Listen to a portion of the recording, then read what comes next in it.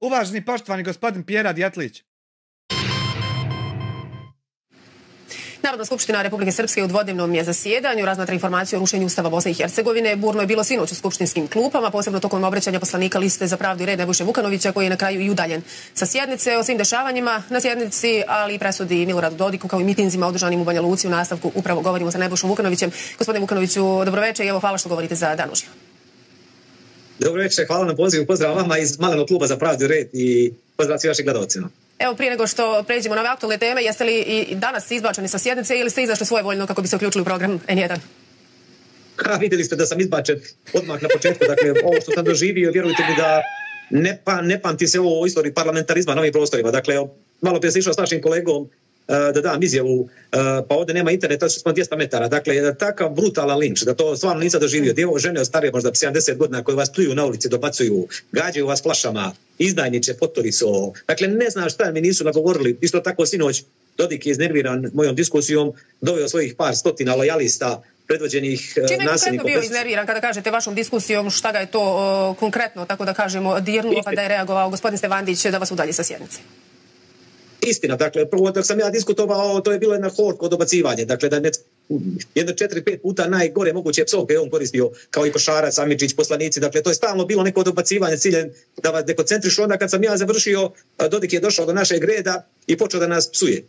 Ja vjerujte mi da to takva mržnja koja isijava iz njih je nevjerovatna, to ne možete doživjeti, a onda ću u WC da se umiju. Čukendo jedna, samo sovac, znaš.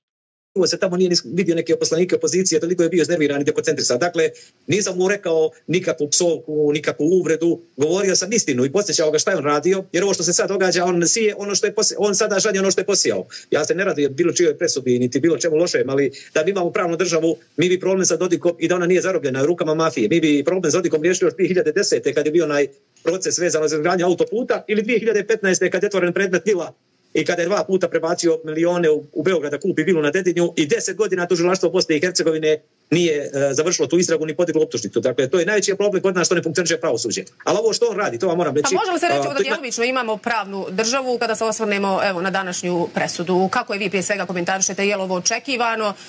Jeste li, tako da pitam, zadovoljni samom presudom?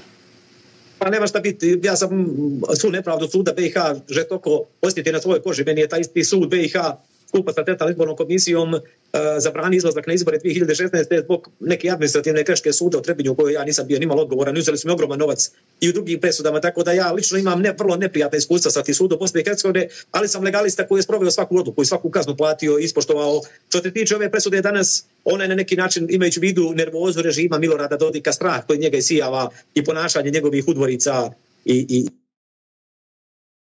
Vučić stigao u Banja Luku, NSRS usvojila niz spornih zaključaka. Sad kad ste to usvojili, kome se pije kafica, popit kaficu, kome se šta jede, spucat šta god, ima dobri restorana, u hotelčić, prinoćit, koje koga dži zaposlio pojebat, ujutru centro Transizdobaja sabahile za Beograd kreće, sam se vratiš, otkle si došao. Ajmo dalje. I saradnika, očekivao se donekle ovakav ishod jer su bili jako uplašeni, nervozni i to je danas kulminiralo. Treba reći da je Milorad Dodik na neki način legalizovao, on je stvorio sud tužilaštva Bosne i Hercegovine, on je sam sebe prijavio, a onda je tokom sudskog spora od nekog velikog hrabriša i Srbende koji je rekao da će tamo da ih razbaca, vidjeli smo kako je ponizno ustajao, sjedio, poštovao i sudinicu Zunović, potom je svu krivicu prebacio na svog savjetnika Karana da ga je doveo u neprijatnost, da ga je pogrešno savjetovao, čime je indirektno priznao da je kriv, samo je pokušao to sve svaliti na svoje saradnike. Dakle, ono što je meni najzanimljivije, a oslikava njegov način funkcionisanja, je njegova izjava na mitingu koje, dakle, ovo danas što je radio je prešlo sve granice nepristojnosti, bahatosti, prijetiti novinarima, etiketirati ljude poimenično, vrijeđati ih, psovati. To je dopustivo nekog seoskog siledžije pored neke kafane i birtije, a ne neko ko sjedi u hotelu predsjednika Republike. Je li zapravo tako ponašanje pokazuje svu njegovu nervozu, dakle, pokazivalo uoči ove presude i ponašanje na mitingu, evo i psovanje u Narodnoj skupštini Republike Srpske, sazivanje samog mitinga, traženje podrške, evo i od ljudi, građana, pa tu je i od Orbana, zatim Aleksandra Vučića, pa evo i na kraju, dakle, sva dešavanja sinoć na sjednici Narodne skupštine. Apsolutno da. On je beskrupulozni makijavelista i on će se boriti do zadnjega. On će sad uložiti žalbu. Ovo će se nastaviti mjesec, 2 dana, ali on neće moći izaći izvan okvira i on će kao i mnogo puta do sada što smo imali radikal. Upravo sam objavio prije 5 minuta odluke, 10 odluka koje Dodik namjerava da donese kao prijedlog zaključaka koji smo prilično radikalni, opet da ne funkcioniše, da se ne priznaje ova presuda, da se prebaci sud i tužilaštvo BiH na nivo Republike Srpske federacije. Dakle, ne ide on tako radikalno kao što je najavljivao, ali ponovno će usvojiti neke odluke koje će ostati mrtvo slovo na papiru, kao i Agencija za lijekove, Republička izborna komisija, sprovođenje izbora po tome, a išli smo po ciku. Dakle, on će mnogo toga, mnogome moram reći, javno upozoriti gospodina Vučića koji večeras dolazi u Banja Luku, da ukoliko on bude duvao vjetra Dodiku i koliko on bude davao snažnu podršku u vrlo opasnim igrama koje mogu da ugroze Republiku Srpsku, on će dobrim dijelom snositi za to odgovornost. Mislite li da mu neće dati podršku? Pa zbog toga čini se i dolazi večeras u Banja Luku i on ga javno pozvao sa mitinga, a evo i vidimo da je za 17 sati, evo za nekoliko trenutaka treba i da počne sjednica Vijeća za nacionalnu sigurnost Srbije. Pa tamo ne postoji nikakav, što se tiče tog Centra za nacionalnu bezbjednost, tu postoji u Srbiji jedan čovjek ko se odlučuje. Dakle, tu postoje neki Vulini, ne znam, Gašići koji će tu biti neki... Eto, onako da bi postojali, eto, da vidi narod, da ima mediji šta slikat. Dekor, ali zna se ko odlučuje i svoja odgovornost na gospodinu Vučiću koji je isto kao Dodik neprikosnoveni vladar. Do sada mu je davao neverovatnu podršku. Glede neki dan u ćirilici, pa sastanci, pa dolazak u Banja Luku, pa odlazak Dodika u Beograd, izražavanje zabrinutosti, miješanje unutrašnje sporove. Gospodin Vučić... Jesi vidio što su vojna vozila izveli na ulice Banja Luke? Da izid nameraju vidi... to. Je hranio Dodika i držao ga na vlasti proteklih 13 godina, od velikih političkog uticaja do novaca, do zajedničkih kombinacija, ali ipak ovo je sad poigravanje sa sudbinom nas koji ovdje živimo i mislim da je vrlo opasno i da gospodin Vučić mora biti svjestan posljedica ako bude hranio Dodika. Naravno da Vučiću treba reći biti vrlo otvoren, ja sam njegov veliki kritičar, jedini sa ove strane Drine koji je podržao studente, naravno da će Vučić ovo da iskoristi, da pokuša tenzije i ova dešavanja u Srbiji, studentske proteste, da pažnju javnosti prebaci na ovo dešavanje Republike Srpskoj, da ovo njemu odgovara i da će njemu neka vrsta radikalizacije odgovarati, ali on mora biti svjestan da bez njegove podrške i bez njegovog vjetra u leđa Dodik ne bi radio sve ovo što sada radi, niti bi bio na vlasti. Ono što želim još zbog javnosti da kažem, da je danas u Banja Luci i Republici Srpskoj nekakvih 70 mađarskih specijalaca. Mađarska je dio Europske unije i zato za mnogi koji nešto polažu puno nade u Bosni i Hercegovini u strance, moraju da znaju da su stranci najveći neprijatelji i centri moći. Da su najveći neprijatelji ove zemlje. Da nas oni drže ovako zatočeni, da oni drže ovoga ludaka koji je izgubio razum na vlasti, da su oni kumovi koalicije što je priznao Čović kad je stvara na troj. Valjda bi od ti centri moći danas onda nastavili ga držati. HDZ, SNSD. Da sam tad poslušao ja prije 2 godine i moj apel i da se napravio savjet ministara bez Dodika, ne bi imao ovakva krila niti ovakvu moć, niti bi mogao da blokira. Tako da stranci snose dobar... Gospodine Vukanoviću, evo ova presuda, kako će se odraziti zapravo na Dodikov politički život u narednom periodu, s obzirom na to evo da se jasno govori da je to, znači presuda je na 6 godina zabrane obavljanja dužnosti predsjednika Republike Srpske, doduše evo prvostepena, ima pravo žalbe, ali evo trenutno kako stvari stoji, kako to komentarišete? A on ima izlaznu strategiju, o kojoj sam ja prisao prije 5-6 godina da je on stvorio svog prestolonasljednika Igora Dodika koji na neki način je već preuzeo konce u SNSD-u, tamo izvršni sekretar, bio je potpredsjednik i ukoliko Dodik ne bude kandidat ili nosilac liste, nema sumnje da će Igor Dodik biti nosilac liste, ne vjerujem da će biti premijer, možda će biti kandidat za neku inokosnu funkciju, ali Milorad Dodik kao predsjednik SNSD-a, što mu je omogućeno ovom presudom, što se tiče tog 6.000 da plati godinu dana zatvora, to je namješteno da on može platiti, njemu apsolutno ništa ne znači na njegovo bogatstvo. A što se tiče ove politike zabrane, on će moći preko... Kakvo bogatstvo ljudi od plata žive, Bolan? Svog sina, kao predsjednik SNSD-a, trenutno najveće stranke, i dalje da rukovodi procesima i nemojte misliti da će se on tek tako lako povući sa političke scene, da će za ovo njega biti udarac veliki hoće. Ali on 25 godina vlada Republikom Srpskom, on je stvorio jednu klijentelističku mrežu koja kontroliše sav kapital. Njegov kapital procjenjuje se na... Ama nije, sve je pošteno i kako treba biti, nema ništa nepošteno. Što lažeš? Basnoslovne sume i nemojte podcijeniti ovako jednoj siromašnoj zemlji sa manje od 1 milion građana i 3 miliona u Bosni i Hercegovini, Republici Srpskoj manje od 1 milion, da taj čovjek sa tim bogatstvom koji se mjeri stotinama miliona i možda preko milijarde, da će njegova moć da opadne. Dakle, i on će i dalje da bude vrlo moćan, jer mu je ostala mogućnost kao predsjednik koje SNSD-a ne mora biti ni premijer, ali danas nije recimo ministar energetike, jer on odlučuje svim važnim poslovima elektroprivrede. On je stvorio sistem koji je zazidan od njegovih poslušnika i dok god on bude imao preko SNSD-a vlast i u Republici Srpskoj i Bosni i Hercegovini, ništa se suštinski neće promijeniti. Hoće li imati vlast evo na nivou Bosne i Hercegovine? Intenzivno se krenulo u smenjivanje kadrova SNSD-a. Jučer smo vidjeli, evo, predsjednički dom izglasao je, dakle, smjenu Srđana Amidžića, ministra, i Staše Košarca. Nedavno je smijenjen Nebojša Radmanović iz rukovodstva predstavničkog doma. Očigledno je više nepoželjan partner u toj državnoj koaliciji, odnosno u partnerstvu sa Trojkom, ali ne i sa HDZ-om. Hoće li SNSD otići u opoziciju? A ja se nadam da će to biti završeno do kraja narednog mjeseca, do marta, da će jedno vrijeme će naravno HDZ i SNSD ono što je Čović radio. Dakle, on je, nemojte, Čović je Milorad Bjelan Jangija. Dodik samo rukavicama. On sve što radi, Dodik radi na jedan, mogu tamo reći, neki umiveniji gospodski način, ali on također vrši obstrukcije, krši poslovnik, hrani Milorada Dodika. Nemojte nimalo... Šta bi on s onom dvojicom što su prijatelji sutkinji? To treba naći, pobice. Metuti sa uma, to govori. Jel znao ko dži su momci?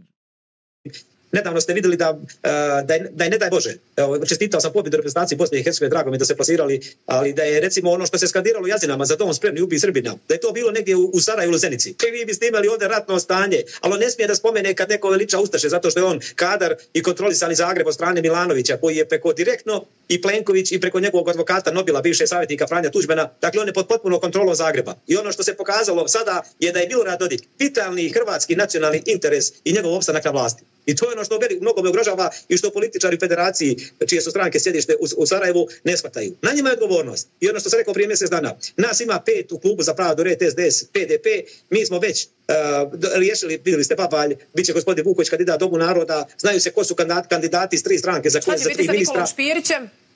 Postoji inicijativa i za njega u smjeru? Čim bude sjednica došlo na glasanje, gospodin Špirić će biti smijenjen, ubjedljivo većinom, maksimalno 6 delegata će glasati za Špirića, SNSD-a, KDZ-a, 9 će biti protiv i to je više nego dovoljno.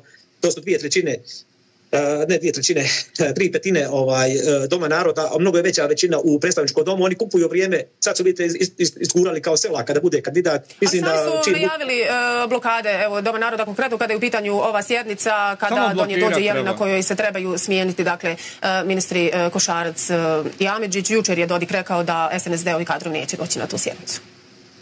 Pa vi znate da je ranije za vrijeme Lajčaka također bilo blokada i da je rečeno da može, ako sam ja dobro, nemojte me, u to vrijeme nisam bio toliko politički angažovan, ali mislim da je vrijeme Lajčaka da je bila donesena zbog tih obstrukcija prilikom glasanja obaranjem kvoruma sa 3 delegata iz jednog naroda, da je ta donesena odluka da može maksimalno 2 ili 3 puta, možda mjesec, 2 dana to da traje, onda su 2 delegata iz jednog naroda dovoljna za kvorum kao što su dovoljna za odlučivanje. Tako da ne možemo mi biti taoci Dodika i Čovića i njihove koalicije i da oni sa 10 poslanika, 42 ili 6 od 15 delegata da nas sve drže u šahu. Naravno da oni će uraditi sve da kupe vrijeme, da se što više prolongira, da ova politička kriza dosegne vrhunac.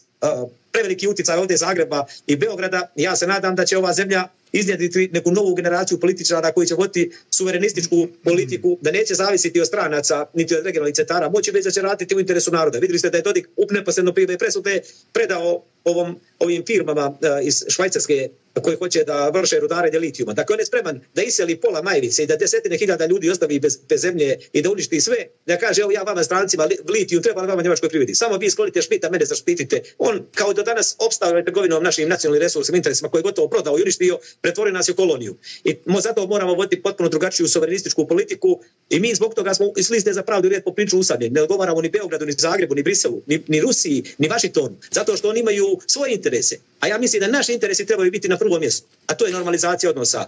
Da, gospodin Vukanović, malo prije ste rekli da će proces smjenjivanja SNSD-a iz vlasti zapravo uskoro biti završen. Sada na osnovu toga šta se dešava vezano za razgovore i pregovore opozicije, eventualno sa partnerima, sa Trojkom, nema nekih zvaničnih sastanaka, stalno se spominje da se ti sastanci onako dešavaju interno. Evo, šta možemo očekivati, kada se to može očekivati onda konkretnije i da li ima nekih sastanaka za koje javnost ne zna? Pa mislim da bi početkom narednog mjeseca najkasnije trebalo da se glasa o novom ministru bezbjednosti jer ga nemamo dugo vremena. Borjana Krišto je na kraju u cajtnotu predložila Selaka na Dodikom, ali neće imati većinu, imaće maksimalno 10 poslanika. A onda očekujem da, evo tu ću vam biti vrlo otvoren, ispred dogovorene na listi na klubu za pravdu i red i na sastanku da ja kao lider liste za pravdu i red budem novi kandidat za ministra bezbjednosti i dovoljno je da se to izglasa u predstavničkom domu. Nešić će podnijeti ostavku, nema glasa u Domu naroda i ta pozicija se može popuniti ministra bezbjednosti već početkom marta, a može se smijeniti Špirić i 2 ministra imenovati novi kraj marta ili početkom aprila. Tako da ja, ukoliko bude interes strankama sa sjedištem, ukoliko mi je stalo do Bosne i Hercegovine, Ne znam tebe za sigurnost, ministra. Nesiguran si mi nešto. Normalizacija odnosa, do funkcionisanja institucija. Oni znaju šta im je raditi. Ukoliko nije, onda će morati nositi političke posljedice. Mi Hoćeš ti to znat, momčino? smo odradili što je do nas, lopta je sada kod stranaka u federaciji. Imamo dovoljan broj ruku da se izglasaju novi ministri. Ja mislim, mamke, da će svaki dan biti novi miting. Neće to stati, ja mislim. I da se skrešu Kirila Miloradu Dodiku i njegovom mafijaškom režimu i da se naravno izbacivanjem SNSD-a drastično će se smanjiti utjecaj. Nemojte misliti da će gospođa Borjana Krišto moći da radi i Čović možda radi do sada, ako recimo ja i nova 2 ministra budu u savjetu ministara. Morat će se poštovati zakoni, ustav, neće biti političke trgovine, korupcije, nagađanja. Mnoge će se stvari promijeniti. A naravno, mi imamo dovoljno ruku da se izglasa iz Republike Srpske, sad treba da pokažu ovi iz federacije da li im je stalo do institucija i do savjeta ministara i do ostalih institucija, ili im je stalo do prikupljanja jeftinih političkih poena, a da svi mi građani ispaštamo. Da, vidjet ćemo, evo, brojne su, tako da kažemo, peripetije pri svim tim imenovanjima, promjenama vlasti, prekompozicije vlasti. Vidjet ćemo, evo, kako će se to sve završiti u narednom periodu. Gospodine Vukanoviću, neću vas više zadržavati, morate se vratiti na sjednicu. Ne mogu se ja vratiti, nemate me šta zadržavati. Ja sam trajno izbačen do kraja ove sjednice, tako da hvala vama na pozivu, ali ne mogu se vratiti na skupštinu. Uvezviđenje je izbacilo, ne daju mi da se vratim. Čak i danas nisi vjerovali nešto. Ne daju mi da te voli. A sada da pogledam uvaženog, poštovanog gospodina Ramu. Gospodine Ramu, dobro večer, kako ste? Hvala ministre, evo u studiju nam se pridružio i ministar unutrašnjih poslova Federacije Bosne i Hercegovine, gospodin Ramo Isak. Nastavite, gospodine Ramo. Možda kažem da provocirate krizu kako bi trgovali sa svojim sudskim postupkom, jer mi vrlo dobro znamo da kod nekog vaganja interesa međunarodna zajednica, koja je nekada, da tako kažem, pragmatična, pokušava da iznađe najbolje, najjednostavnije rješenje šta je kako. Ja ću podsjetiti javnost. Kada je Milorad Dodik, čini se prije 6-7, možda čak i više godina, negirao privremenu mjeru Ustavnog suda vezano za referendum koji je u Republici Srpskoj trebao biti proveden, na Ustavni sud ga zabranio. Tada se postavilo pitanje kod međunarodne zajednice da li će poslati SIP-u i eventualno neophodne snage u Banja Luku kako bi se spriječilo održavanje referenduma, kako bi se zaštitio autoritet Ustavnog suda i na neki način provela privremena mjera zabrane. Taj referendum kad ti je išao, vidio si da 50.000 hoće da te uhapsi.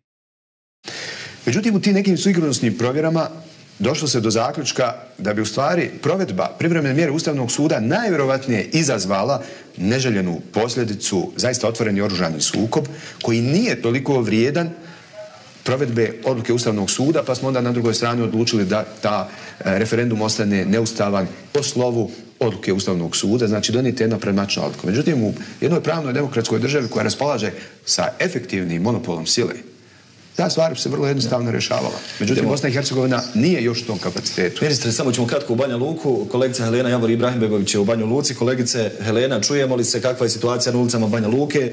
Je li Milorad Dodik saznao presudu? Je li narod? Jesu li građani saznali presudu? Tako je, Admire, nalazimo se u Banjoj Luci ispred Narodne skupštine RS-a. U toku je obraćanje Željke Cvijanović u Narodnoj skupštini. Građani još nisu reagovali na izricanje presude Dodiku. Prema prvim informacijama do kojih smo i mi došli, Dodik je osuđen. Presude, a gospodin Miloš Lukić je oslobođen. Situacija je trenutno mirna i na skupu, tako i na ulicama Banje Luke. Za sada se još ništa ne dešava, premda su tu prisutne i jedinice SAJ-a kao i pojačane policijske patrole. Mi svakako ostajemo da pratimo situaciju iz minute u minutu, ali i danas kao i jučer najveći broj pristalica Dodikovih je stigao autobusima iz manjih gradova i ruralnih područja manjeg bosansko-hercegovačkog entiteta. Hvala, Helena. Evo, dobili smo informaciju. Ako me čuješ, Helena, dobili smo informaciju. Dodik, godinu zatvora, 6 godina. Pusti mi dronove po šumama, prati mi kretanja, pusti mi, prati mi. Godina zabrane političkog javnog djelovanja. Godina zatvora i 6 godina zabrane političkog djelovanja. Gospodin Isak, ministre, komentar. Jeste li očekivali ovo? Pa vidite, presudu ne želim da komentarišem. Ja sam uvijek dao jednu izjavu, sud treba da radi svoj posao. Sudija će sigurno raditi profesionalno. Ako je odgovoran, bit će osuđen. Ako nije odgovoran, neće biti osuđen. To ne bi komentarisao. Ja jedino mogu komentarisati situaciju sigurnosti i mogu raditi sve što je potrebno da građani naše države budu sigurni. Vraćamo se na tu sigurnosnu situaciju. Gospodin Ademoviću, šta vi kažete? Godina dana zatvora, 6 godina zabrane političkog djelovanja. Još jednom Miloš Lukić, v.d. direktor Slobodnog glasnika RS-a, oslobođen odgovornosti. Što se tiče gospodina Lukića, slučaju pretpostavljam da će tužilaštvo najvjerojatnije, ako bude nezadovoljno obrazloženje, uložiti žalbu i o tom će se odlučivati. U ovom drugom slučaju najvjerojatnije da će Dodik uložiti žalbu i to će se također odlučivati. U ovom momentu to ne znači ništa jer presuda nije pravosnažna i izvršna po bilo kojem njenom segmentu. Ali da prokomentarše. Znači mi u ovom slučaju, ako je tačna informacija, imamo zatvorsku kaznu. Ona je do godinu dana, može se otkupiti, ali je i dalje zatvorska kazna. Po automatizmu je sud bio dužan da izrekne mjeru Moreš sa Fadilom u ćeliju. Osiguranja zabrane obavljanja Morate biti cimer, igra šaha. Dužnosti predsjednika, ali je bila diskrecija na sudu u osnovu argumenta koliko će dugo trajati i sud je, kao što ste rekli, rekao 6 godina. I sad se vraćamo na treći segment koji po sili zakona nastupa, a to su posljedice ovakve osude. Ako je to tako kao što ste rekli, onda Milorad Dodik, pored ovoga što je sada izrečeno, cijeli niz političke aktivnosti neće moći obavljati i to nakon pravosnažnosti presude do 10 godina i zakon propisuje, ako smijem da pročitam, da će se doći do prestanka službene dužnosti i prestanka zaposlenja, doći do oduzimanja odlikovanja, doći do zabrane obavljanja službene dužnosti u zakonodavnom, izvršnom, pravosudnom, upravnom ili bilo kojem organu koji se finansira iz javnih sredstava i zabrana sticanja službene dužnosti također u svim ovim organima. Što znači da I što bi ti čovjek ponudio da otvoriš YouTube kanal, da kreneš, ne mereš ti bankovni račun imati kad si na crnoj listi. Ja ne znam šta bi ti preporučio čovjek. Koje su propisane u stavu 5 člana 203a kazne zatvora od 1 godine jeste u stvari zabrana političkog djelovanja Miloradu Dodiku. I to je ono najvjerojatnije što njega sada najviše boli, jer će kazna zatvora se moći otkupiti, neće da ide na izdržavanje kazne, ali ne može da obavlja u periodu do 10 godina sve ove aktivnosti koje sam rekao i to je ono što najviše boli u ovom slučaju. Čudarac. Gospođo Dobolić, vaš komentar? Vezano za sve što je kolega rekao, naravno, koliko ostane pravosnažna presuda ovakva kakva jeste, uložit će se žalbe nezadovoljnih strana i onda ćemo znati pravosnažnu odluku kakva će biti. Ovaj treći dio o kojem kolega priča, koji sam ja prethodno objašnjavala, mnogo je bitniji, a nismo čuli, kao što se u medijima nije uopšte o ovome razgovaralo ni pričalo u toku postupka i ovih zadnjih dana. Dakle, bila bi nam potrebna informacija, ukoliko imate reportera, da kaže šta je sud izrekao u odnosu na ovaj član 203a po stavu 5, koji se odnosi na član 113 i 114. Optužnicom, a obzirom da je osuđujuća presuda, onda će vjerovatno sud i u tom smislu donijeti odluku i mislim da je to u njegovom djelovanju vrlo bitno da znamo šta se tu izreklo. Dok čekamo još uvijek informacije sa suda, štuli su još uvijek, ali ono što je još jednom, poštovani gledalci, potvrđeno je definitivno Miloš Lukić, VD direktor službenog glasnika RS-a, oslobođen je odgovornosti pred sudom Bosne i Hercegovine. Milorad Dodik je proglašen krivim, dobio je kaznu zatvora do 1 godine. Čuli ste naše stručnjake pravne, ta kazna zatvora se može otkupiti, ali 6 godina zabrane političkog djelovanja, ono što je najviše zaboljelo Milorada Dodika. Ministre Isak, ono što najviše brine građani Bosne i Hercegovine, izvali su nas ovih dana, je sigurnosna situacija. Milorad Dodik prijeti, neće mu Sarajevo suditi, neće ga Sarajevo suditi, prijeti secesijom, prijeti referendumima, nekim konfederacijama sa Srbijom. Kakve vi imate informacije sa terena, obavještajne, sigurnosne podatke, jesu li građani u Bosni i Hercegovini, mogu li biti sigurni? Do ovog momenta, to znači informacije s kojima raspolažem, građani Bosne i Hercegovine mogu biti sigurni. Poduzeti su sve potrebne mjere da ne bi se desilo ne dao Bog nešto. Mislim da se neće desiti jer i Milorad Dodik i sve njegove pristalice znaju bilo što da urade, da ova država ima institucije koje mogu u potpunosti da odgovori.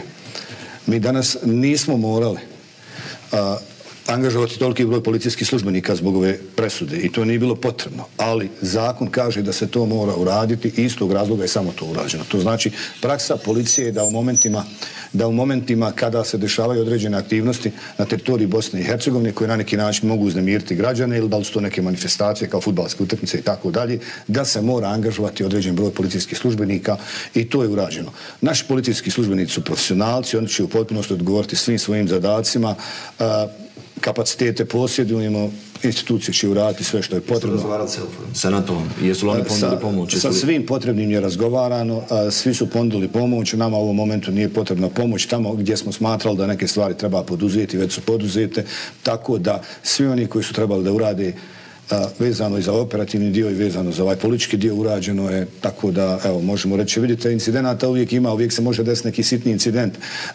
Dokaz da ovo što mi čitavo vrijeme prezentujemo javnosti je bio ovaj skup koji je se desio sinoć u Banja Luci. Vi dobro znate da je najavljivano da će na tom skupu biti između 100 i 150 hiljada ljudi.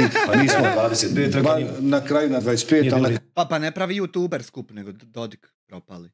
Kraju po snimku koji mi posjedujemo, to znači po pravom snimku koji je uradio tačno procjena, nije bilo ni 5.000 ljudi. Ni 5.000 ljudi. Zvančna informacija. Ne možemo reći da je 100% zvančna, može biti 5.050 ili 4.300, odmah nije zvanična, ali to znači nije bilo ni 5.000 ljudi. To je dokaz da Milorada Dodika ne podržavaju stanovnici Republike Srpske. Još jedna bitnija stavka. Ljudi u Republici Srpskoj su shvatili da svako odgovara za djela koja uradi. Ovo se ne sudi Republici Srpskoj, ne sudi se srpskom narodu, ovo se sudi pojedincu. Isto što su i naši u jednom momentu u federaciji htjeli da pretvore presudu gospodina Novalića kao da se sudi nama Bošnjacima, pa nismo mi radili neke stvari. Radio je Novalić, tako isto ovo je Dodik, tamo neko treći, četvrti, vi znate... Ima dolu Hercegovini jedan Bjelan, nek se polako oblači. Da veliki broj predmeta se trenutno nalazi u radu tužilaštava kako Bosne i Hercegovine, tako i kantonalnih tužilaštava gdje se vode istrage protiv određenih političara za određena krivična djela, korupcije i tako dalje. Tako da svako odgovara za svoje. Idemo, ministar odmah u Banja Luku, Dodik bi se trebao obraćati. Godu dana sam osuđen na njihovo sranje, njihov zatvor. Kažu da sam kriv. A sad će ljudi ovdje da vam kažu zašto nisam kriv. Ne damo te! Dobro, nemoj galanti. Dakle, nema rada. Upotrebili da utječu na sud. Mi smo to ukazivali. U demokratskim zemljama političari se suzdržavaju komentirati suđenja koji su u toku, jer na taj način nezakonito utječu. U Sarajevu je bila druga atmosfera. Tamo su na početku svi relevantni osudili Milorada Dodika, a da suđenje nije ni počelo. Zato smo tražili da se izmjesti suđenje u bilo koji drugi grad Bosne i Hercegovine. Oni su nas odbili. Okrivljenik mora imati povjerenja u sud i sud mora slati informacije, slati dojam o nepristranosti. Međutim, sud, predsjednik tog suda na ove reakcije uglednih diplomata i političara nije reagirao. Reagirao je samo na jedan komentar predsjednika Dodika. Dakle, mi smo odmah od početku znali da to neće biti fair suđenje, ali nismo mogli ništa napraviti. A sad ću vam dati nekoliko podataka. 4 do 5 mjeseca ranije Bakir Izetbegović, a Bakir Izetbegović nije bilo ko u Bosni i Hercegovini, rekao... Nije on bilo ko, on je kod nas niko ovdje. To je doslovno. Strane ambasade su odlučile da stanu iza ovog postupka, odluka je pala, Dodik će biti osuđen. To je bilo negdje u 10. mjesecu prošle godine. Da? Krajem 11. i početkom 12. mjeseca prošle godine, kad su očekivali da će presuda pasti do Božića katoličkog, drugi čovjek ambasade svaki drugi dan je bio na tom sudu. Dobri ljudi iz suda su nam to javili. Dakle, svaki drugi dan je bio ambasador Amerike na tom sudu, a ja pitam šta ambasador, nego njegov zamjenik ima to raditi. Buš ti meni dali jednu cigaru, ne? Jednu pljugu, ne? I zakaj ne buš? Sad slušajte ovo. Prije 2,5 mjeseca nekim svojim privatnim kontaktima iz političkog kruga u Sarajevu dobio sam preciznu informaciju da će predsjednik biti suđen na godinu dana i da će mu biti izrečena mjera bezbjednosti. Ja sam to javio predsjedniku, javio sam kolegama advokata. Mogao do kraja shvatiti da se na takav način radi. Međutim, to vam mogu potvrditi moje kolege advokati, mogu potvrditi ljudi oko predsjednika. Ovu kaznu koja je sad izrečena, ja sam je tada rekao, i mjeru bezbjednosti. Dakle, tad je precizna odluka bila... Ja, čudno je da advokat znao kakva je tačno kazna za koje je tačno sranje. ...donesena, a sud je još 2,5 mjeseca trajao. Dakle, ja sam iznio činjenice, a na vama ostavljam da izvučete iz toga zaključke. Dakle, rekao sam da se neću baviti politikom i neću, ali... Ovo je upravo bilo bavljenje politikom, ako se ne varam, ostavite nam malo da se čujemo šta pričaju, a mi ćemo sa gospodinom Adimovićem, ima dosta da komentarišete Lukača, da komentarišete Nobila, poziva se na izjavu Bakira Izetbegovića kao da je to relevantno, da će Dodik biti osuđen, i prije toga samo Ministarstvo vanjskih poslova Rusije u reakciji o presudi Dodiku upozoravaju strane učesnice u procesu postkonfliktu i Kaki relevantno što je Bakir rekao, on kad bi rekao da će biti sunčano, ja bi kišobran ponio.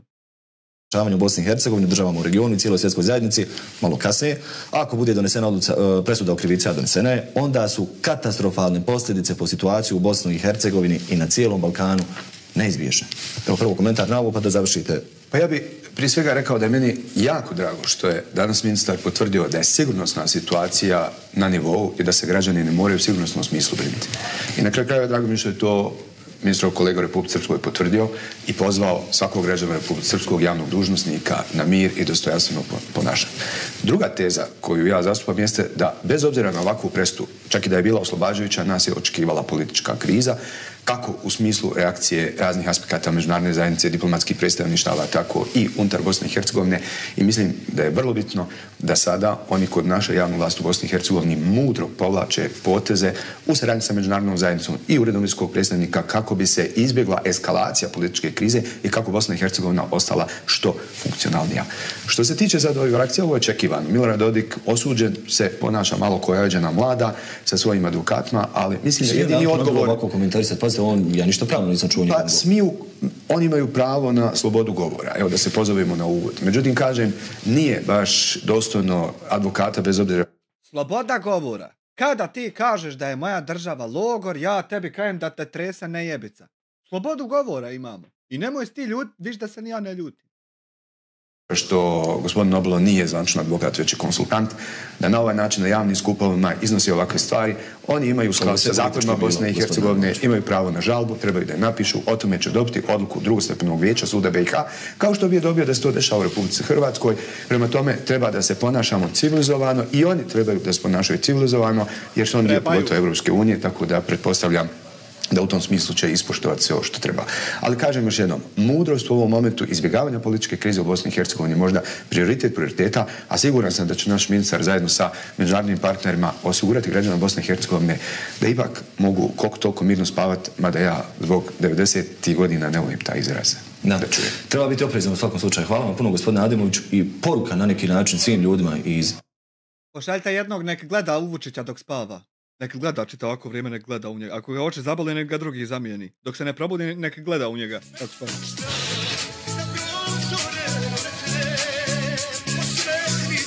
1, 2, 2, kako me slabo čuje.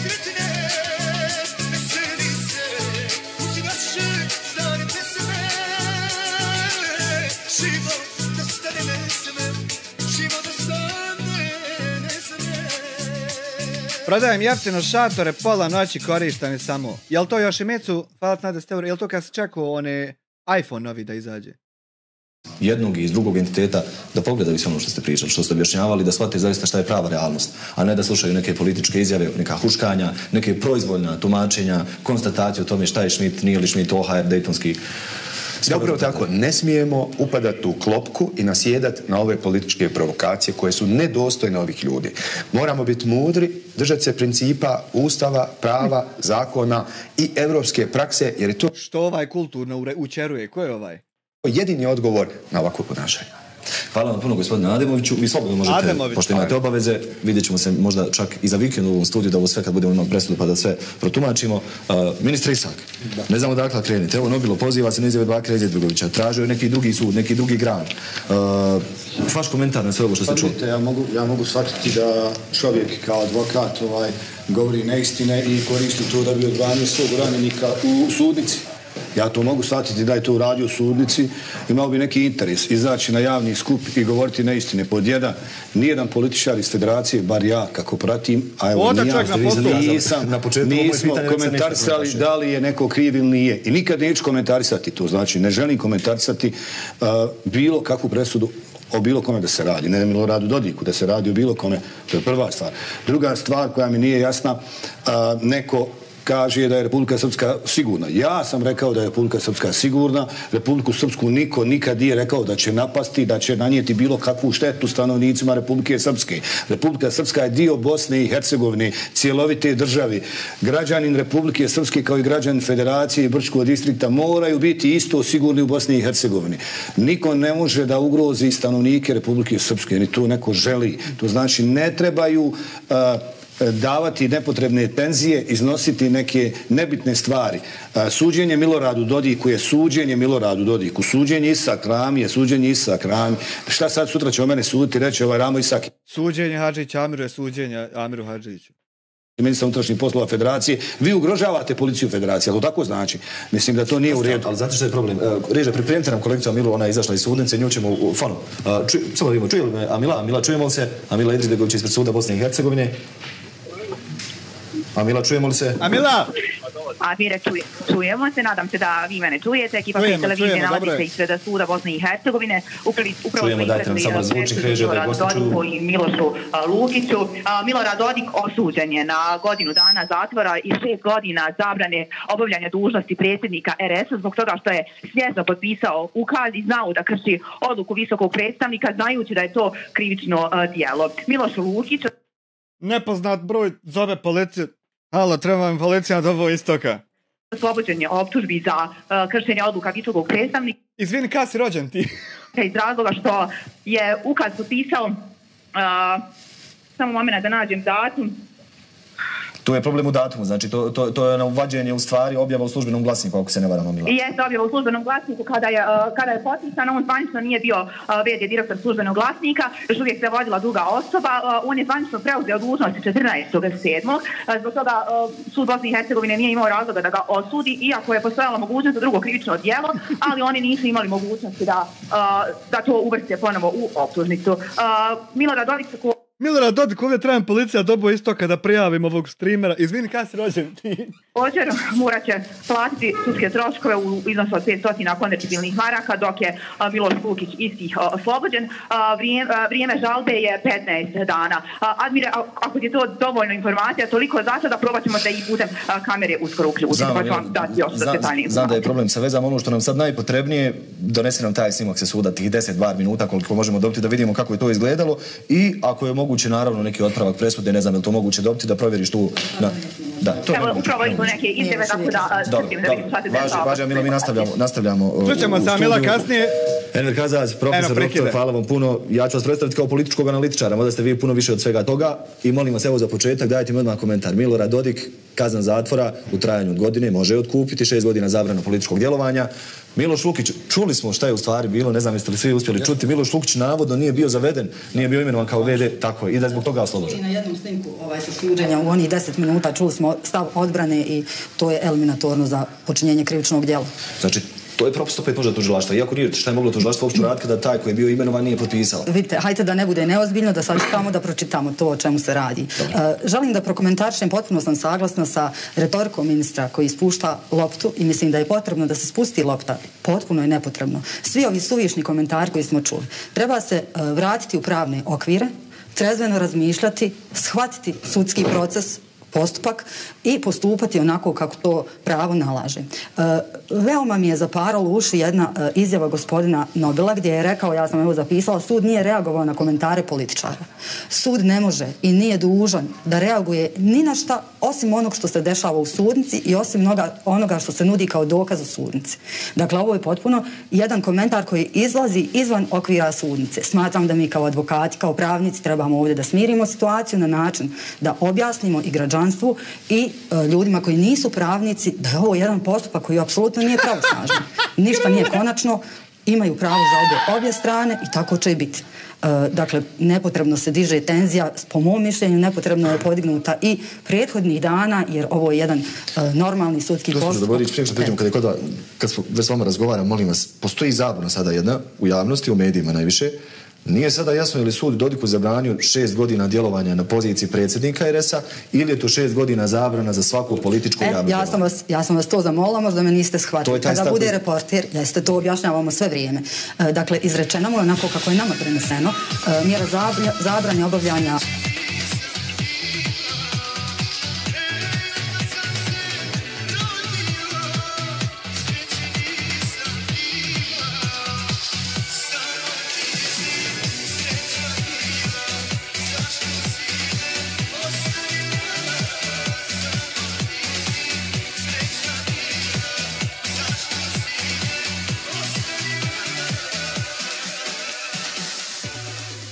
Ma znam ja Krule, nego neću ja da se obazirem, na.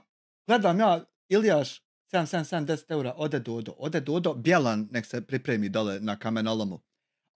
Neću ja Krule, onaj bezobrazan, da budem puno.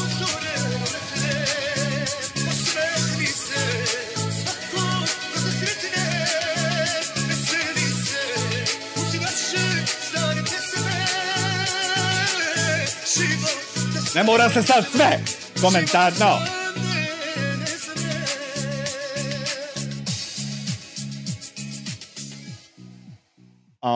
Naila 10 eura, poštovana gospođo Naila, hvala vam zaista na tim predivnim novcima. Funkcije predsjednika Republike Srpske u trajanju od 6 godina. Međutim, postoji ovaj drugi dio za koji sam vas zamolila da pitate, a to je možda, pročitali ste jedan dio ove objave sa suda, možda u ovom dijelu kad ste rekli po prijedlogu, možda je tu nastavak ovoga drugog dijela koji je u skladu sa članom 113 i 114 gdje se... Čitam, mislim, ja ne znam, to u odnosu na prijedlog tužilaštva Bosne i Hercegovine koji se odnosio na, kako se to u optužnici navodi, utvrđivanje pravnih posljedica osude iz člana 203 stav 5 tačke A, C i D Kaznenog zakona Bosne i Hercegovine, krivičnog zakona, sud u izreci presude nije donio posebnu odluku iz razloga što pravne posljedice osude nastupaju po automatizmu, odnosno po sili zakona nakon pravosnažnosti presude. Potvrđenom optužnicom. To je ono što smo objašnjavali. Samo ukoliko je bila izrečena novčana osuda ili uslovna osuda, onda ne bi nastupile pravne posljedice. Dakle, ovdje će nastupiti pravne posljedice i to je u ovom obimu kako je ovdje propisano. Dakle, da se utvrđeno je nastupanje pravnih posljedica osude i to, ako je sud prihvatio ovo što je tužilaštvo predložilo, tako vam piše, prestanak službene dužnosti, prestanak zaposlenja, zabrana obavljanja službene dužnosti u zakonodavnom, izvršnom, pravosudnom, upravnom ili bilo kojem organu koji se u cijelosti ili djelomično finansira iz javnih sredstava i zabranu sticanja službene dužnosti u zakonodavnom izvršnom. Idemo kratko ponovo u Banja Luku, tamo se obraća savjetnik Siniša Karan, kojeg je Dodik Tara oružio na sudu i okrivio ga zašto je on potpisao. Da čujemo šta će Karan reći. Ja da vam danas postavljam dva pitanja. Sram te bilo takve riječi u studiju govoriti. Vi ste danas referendum. Da li odbacujemo neustavnu, nezakonitu, diktatorsku presudu neustavnih organa prema predsjedniku Republike? Odbacujemo! Da li prihvatamo da se idemo pobit? Prihvatamo! Srpske, ko je...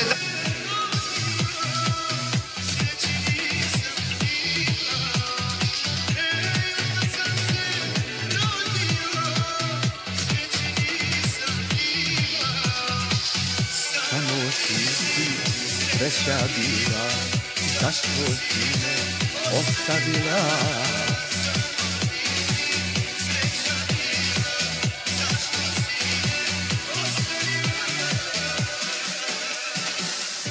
Ja bi predložio Iliju Benjaka za predsjednika, on je iz Derventi. Ilijaš, 10 eura, kako Dodo nije zvao Fikreta, on ima iskustva sa sudom. Pa zvao je ovoga Vrčića, sam zvao sa skrenom vremena, pa se nije javio. Da!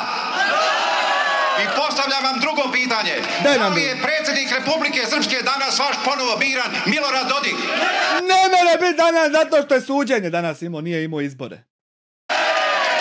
Na ovoj ustavotvornoj skupštini od danas pred ovom skupštinom vi ste stvorili novu Republiku Srpsku. Snažniju nego što je danas bila. Onu za koju je srpski narod 95. godine rekao da pristajemo na nju.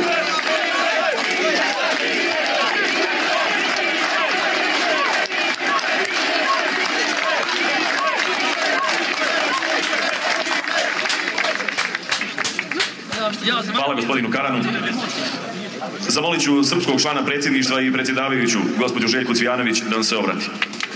Šta reći nakon ovih riječi ministra unutrašnjih poslova koji inače... Vidi, popela se na binu, ne mora krajograde stajati. Profesor ustavnog prava, hvala Siniša. Hvala vama dobri ljudi što ste uvijek bili uz institucije Republike... Gospođo, pozdravio vas Siniša. Republike Srpske. Ovo danas što gledamo nije stvar koja nas treba ni razoružati, ni obeshrabriti. Mislim da su oni u Sarajevu odlučili da odmaknu Republiku Srpsku od sebe i to je njihova volja. To je njihov izbor. To je njihov izbor. Poštovat ćemo neke njihove izbore, ne sve naravno. Ali su se poslužili jednom totalno prljavom stvari da bi nas do toga doveli. A to je da prihvate da se vodi sudski postupak na osnovu odluke nekog stranca, državljanina neke države, koji je došao ovdje bez ovlaštenja da radi ovaj posao. Treba on otići pa da mi moramo pobiti na miru. Šta će on ovdje? A onda se institucije u okviru pravosuđa upuštaju u to i prihvataju nešto. kao predmet, kao proces. Dakle, samo ovaj postupak je bio neustavan i nedopustiv s aspekta ustava i s aspekta prava. I to je nama jasno. Ali ono što je nama jasnije danas kad čujemo šta je to njihova presuda. Imam ja jedan plan. 5 eura više budala u Banja Luci se odavno nije skupilo. Još prošli put, kako koji put sve manje budala. Imam ja jedan plan. Pošto ja vidim da niko ne mre doći do rješenja, slušaj za plan. Sve stranaca što ima u državi trenutno popakovat haljinku, kofere, iz države otići do Sabaha. Sve stranaca. Nakon toga, ovo Mađara 70 što je ušlo, podijeli im puške, okvirove, municiju, pičke materne vozila, sve im dadni. Odmah da se krene u ocijepljenje, pripoji Republiku Srpsku Srbiji. Ovo što bude Bosanaca, Bošnjaka u Republici Srpskoj, to da zađu ovi Mađari pobit, ništa ne pita. Znači, sam ga naciljaš, rafal u glavu, još jedan uprsa, to do pobit. Granicu mi uspostavi, znači spoji mi Republiku Srpsku i Srbiju, to spoji. Kogod se krene bunit, odmah sam, znači, digne pušku, rafal, pobit, to sve. I tako nek ostane stranci, nek sjede kod kuće, nek ne ide niko vam. Eto, da je, hajde, ja hoću što? Presuda je cilj da se Republika Srpska ostavi bez političkog vođstva. Oni koji znaju šta je politika, šta je republika, šta je ustav i šta je ono što potrebno ovom narodu. Zamislite lakrdiju u kojoj kažete imate presudu godinu dana, a onda vam kažu da kako su dobro to izračunali. Pogledajte, kako su dobro izračunali. 6 godina ne možeš biti, jel tako, ništa. Kao ne možeš ove 2 i one 4 da se ne kandidovao. Pa oni stvarno ljudi misle da smo mi totalne budale ovde. Oni stvarno misle da mi ne vidimo šta oni brane. Brane sve osim ustava i osim ustavnih principa i sve brane što nema veze sa moralom. Ovaj narod ovde je narod častan i moralan i hoćemo da poštujemo ustav i volimo svoju slobodu i nikome drugome nismo uskratili svoju slobodu. I terati kao zečeve. Ne sviđa što promovišemo ustav. Svakog čovjeka. I Srbina i Hrvata i Bošnjaka, Italijana, Ukrajinca i svakoga ko živi ovde. Sram vas bilo da donosite takve presude. Jeftine trikove kojima štitite Šmita. Ostavite nam režim malo da slušamo taj skup, da ga negdje u pozadini čujemo, da vidimo hoće li nam šta zaparati uši i kakve će biti te izjave. Evo novo saopštenje, pa ću onda vam dati riječ profesor Kazat. Sud Bosne i Hercegovine po drugi put se oglašava i razumno je to na osnovu svih pritisaka prethodnih dana koje su bile na čitav suda, posebno na sutkinju Senu Zumnović. Sud Bosne i Hercegovine prilikom donošenja svojih odluka ne podliježe bilo kakvim i bilo čijim vanjskim uticajima, jer bi takav pokušaj predstavljao napad na nezavisnu poziciju suda. Primarni i osnovni zadatak suda Bosne i Hercegovine jeste da povjerenje javnosti opravda svojim nepristrasnim i zakonitim postupanjem.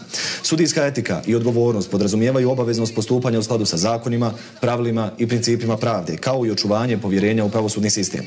Sud Bosne i Hercegovine prilikom donošenja svojih odluka ne podliježe bilo kakvim i bilo čijim vanjskim uticajima, jer bi takav pokušaj, to je ponavljanje, i zadnji dio, zadnji pasus, krivični postupak se odnosi na pojedinca. Ponovit ću još jednom. Krivični postupak se odnosi na pojedinca, a ne na funkciju ili instituciju. Ma, moraš ti to ponavljati koliko hoćeš. Iako su okolnosti u kojima je vođeno suđenje u predmetu Milorad Dodik i drugi bile veoma zahtjevne, u kojima je sud bio suočen sa značajnim pritiscima javnosti političkih aktera, Sudu Bosne i Hercegovine je krajnji cilj da postupa u skladu sa zakonom i da poštuje principe pravde, nezavisnosti pravosudnog sistema. Profesor Kazaz. Dobar dan. Hvala vašim gostima. Mislim da su na vrhunski način pravno obrazložili presudu gospodinu Dodiku. Ja ne mogu govoriti iz pravnog ugla. Hvala ministru što nam je rekao da smo sigurni.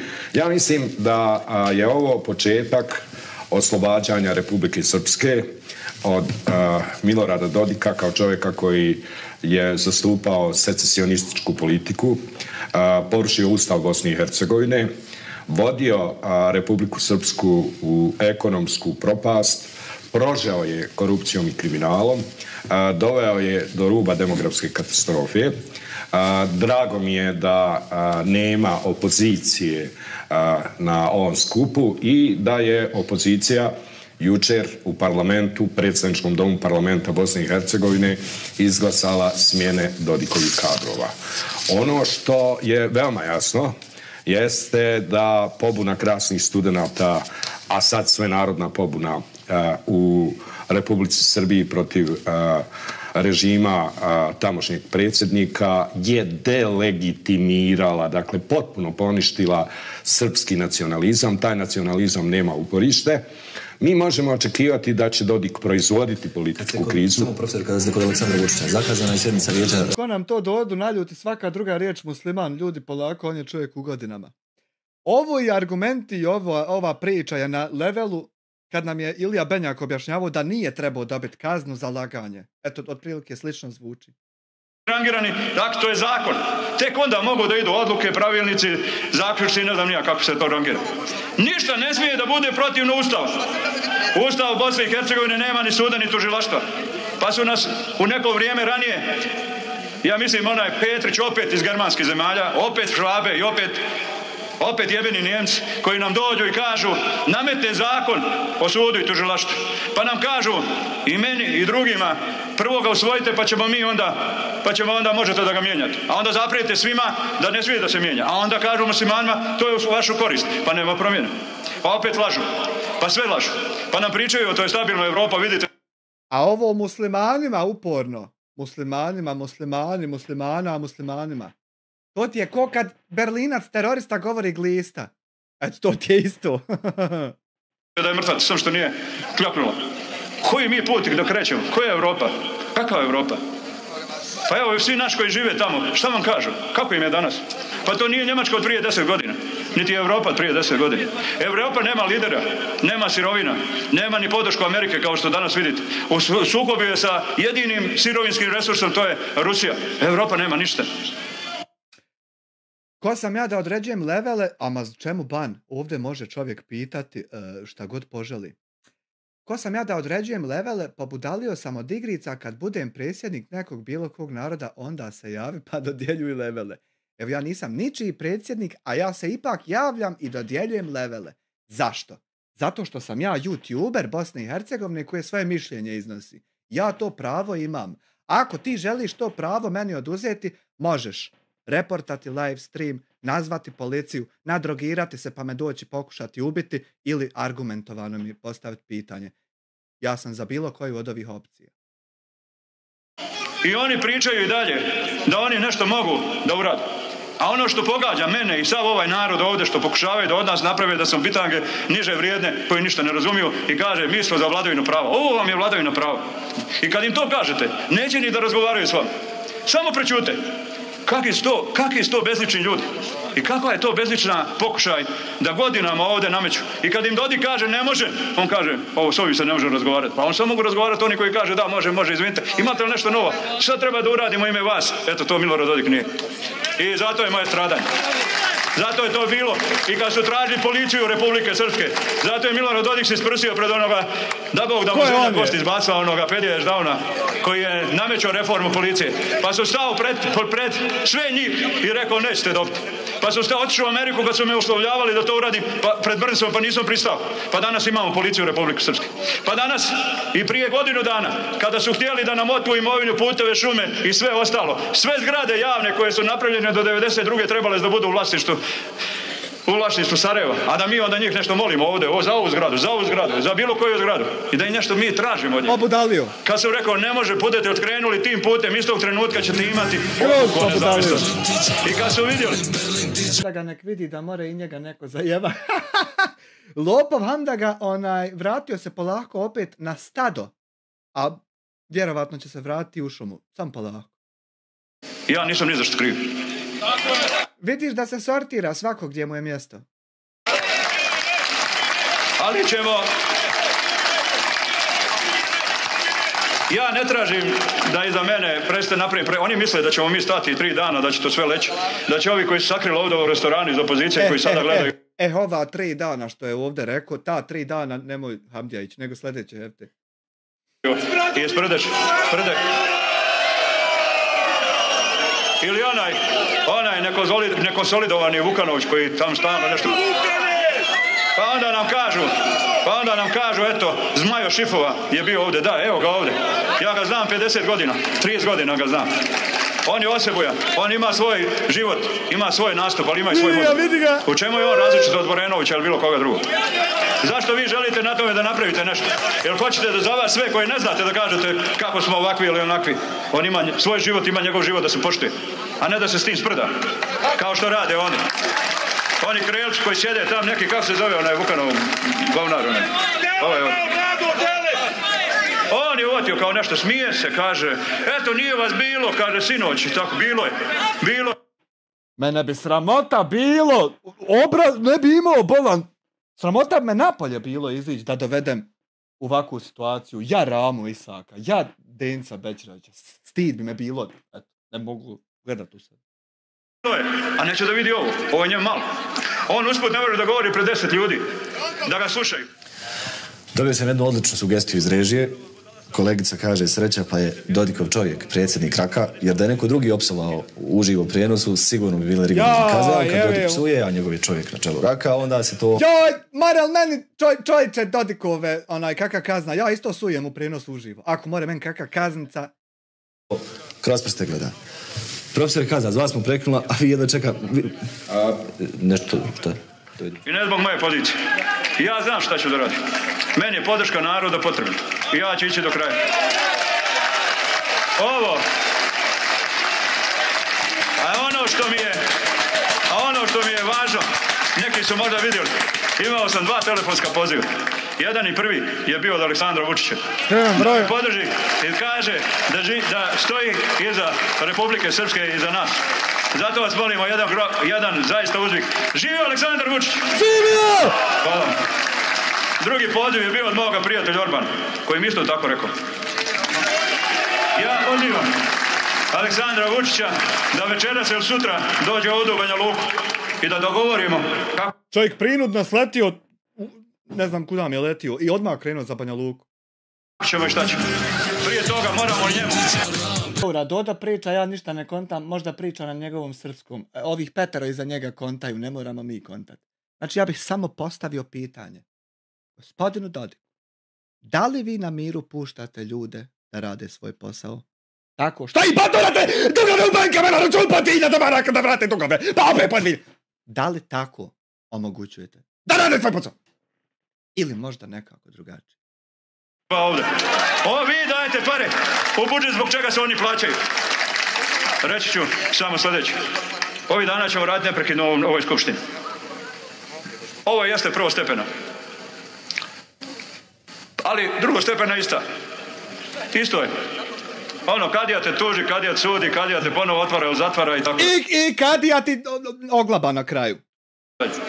Vidjet ćemo da li uopšte to vrijedi. Ali ako danas donesemo zakon da ne važi na prostoru Republike Srpske, ja se vjerovatno neću ni žaliti. I neću da im molim ni za što. Ne.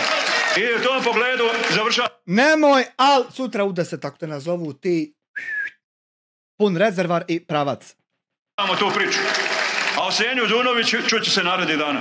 I ovih par miliona koji tražem. I ono što je dato u ime nje morat će da vrati 5 puta više. Trgnit će je na nos ko ništa u životu. Uzeli ste pare, gospođo Seno Zenović, vaši ljudi su uzeli novac. Zato što su složili. Da bi upravo bilo u situaciji da sad kažem vrate nam novac. Naravno. Sad pošaljite svoje seronje tužioce da sad provjeru ovo. Ne, ovo će provjeriti tužioci Republike Srpske. A što se tiče tužioca Republike Srpske i sudija Republike Srpske, donijet ćemo novi zakon o sudu tužilaštvu. I neće sudije i tužioce birati Sarajevo, nek ćemo mi birati. Narodna skupština će birati te sudije i tužioce. Dakle, sve u svemu, reću vam sljedeće. Nema razloga ni za kakvu paniku. Otidite u svoja mjesta, budite veseli, raspoloženi. Nepravda pogodi, ali nije nepravda dovijek. Ali ovo je dobar razlog za naše djelovanje. Ovo će mnogi razumjeti u svijetu. I džabe im je bilo ukazivanje. Oni računaju da će za 2 dana ušuti u Republiku Srpsku. Nećete ušuti u Republiku Srpsku. Republika Srpska se vraća na Ustav Bosne i Hercegovine, a ako niste spremni da to uradite, doviđenja, prijatno. Radujem se što ću sutra danas sa našim ljudima koji vidite ovdje, svima onima koji sa mnom dijele ove vrijednosti, koji me mole i govori da ne odustanemo baš sada i da ne dozvolimo, jer je ovo jedina prava prilika da uradimo pravu stvar. Ja to neću odustati. Kunem se životom da ostanem na braniku Republike Srpske. Kunem se da ću sve raditi u interesu naroda. Kunem se da ću Republiku Srpsku ojačati i predati budućim generacijama kao trajnu kategoriju. Haj reci Allaha me. Koji niko neće više dovoditi u pitanje. Radujem se i zahvaljujem svim poslanicima, članovima vlade, mome timu, svima vama koji ste danas došli na ovoj kiši, stojite sa mnom. Ovo Miletu iz čata, Mile voli disko. Nemojte samo banovat Mileta iz čata, molim.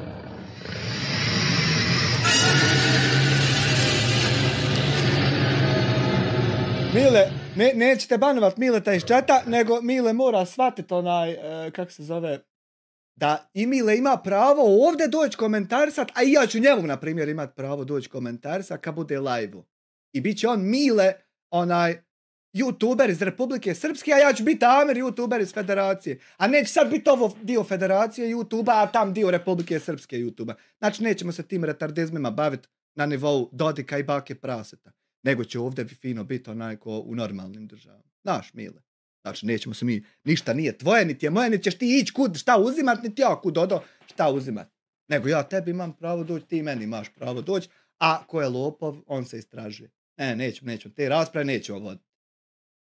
Ovaj dio kada oni kažu krivični postupak, još jednom ponavljaju, se odnosi na pojedinca, a ne na funkciju ili instituciju. Iako su okolnosti u kojima je suđenje u predmet Milorada Dodika bile veoma zahtjevne, sud u Bosni i Hercegovini bio krajnji cilj da postupa u skladu sa zakonom i da poštuje principe pravde i nezavisnosti pravosudnog sistema. I na sve ovo, Narodna skupština RS kaže presuda je srušila Bosnu i Hercegovinu, srušila Ustav Bosne i Hercegovine. Upravo sam to rekla. Po mom mišljenju to izlazi izvan okvira ovih pravnih stavova koje mi možemo da komentarišemo i iznosimo. Nosioci pravosudnih funkcija naravno da su spremni na sve pritiske. Oni ulaze u takve funkcije i obnašaju ih sa spremnošću da se može doći do ovakvih situacija i oni već kao zreli pravnici ne reaguju na takve stvari i ne može se utjecati na njih.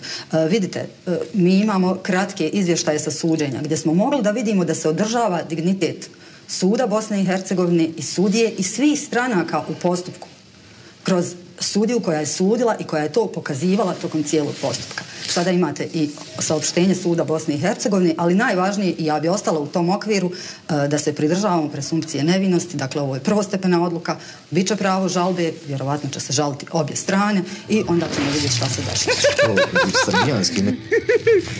Fadil Novalić direktno javlja nam se iz ćelije, evo meni dode da udarimo koju domina. Kakav je Wi-Fi, Fadile, reci nam? Mediji objavljuju, iako smo mi tu informaciju podavno pročitali, kako to oni pakuju. Kažu da je Schmidt odmah da je to prva reakcija Schmidta nakon iznošenja presude i da je organizovao sastanak sa članicama NATO pakta, a u stvari mi smo tu informaciju pročitali prije nekih sat i pol. I ponovo se dešava to pihanje, to loženje ove situacije. Profesore, ova informacija da je Narodna skupština zaključila da je srušen Ustav Bosne i Hercegovine. Kako vi... Prije toga moram komentirati. Naslušali smo se svačega. Dakle, govor nedostojan bilo kojeg političkog funkcionera, govor na razini psovačke kampanje. Dodik je koristio otvoreno jezik mržnje. Ako vi cijeli narod, u ovom slučaju njemački, demonizirate preko jednog čovjeka, onda je to nedvosmisleno stigmatizacija i demonizacija jednog naroda.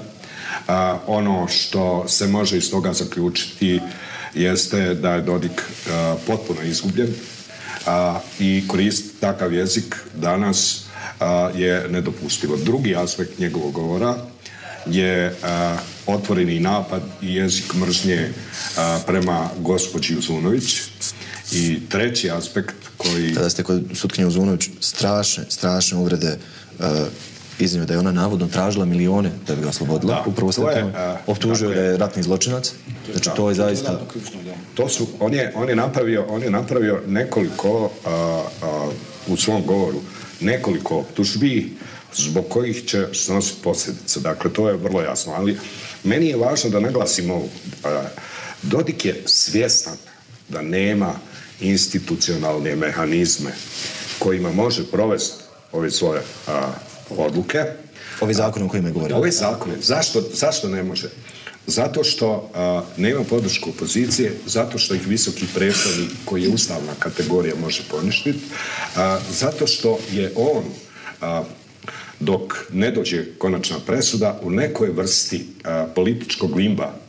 I u takvom političkom limbu on će pokušati da proizvede što veću krizu. Meni je važno napomenuti sljedeće.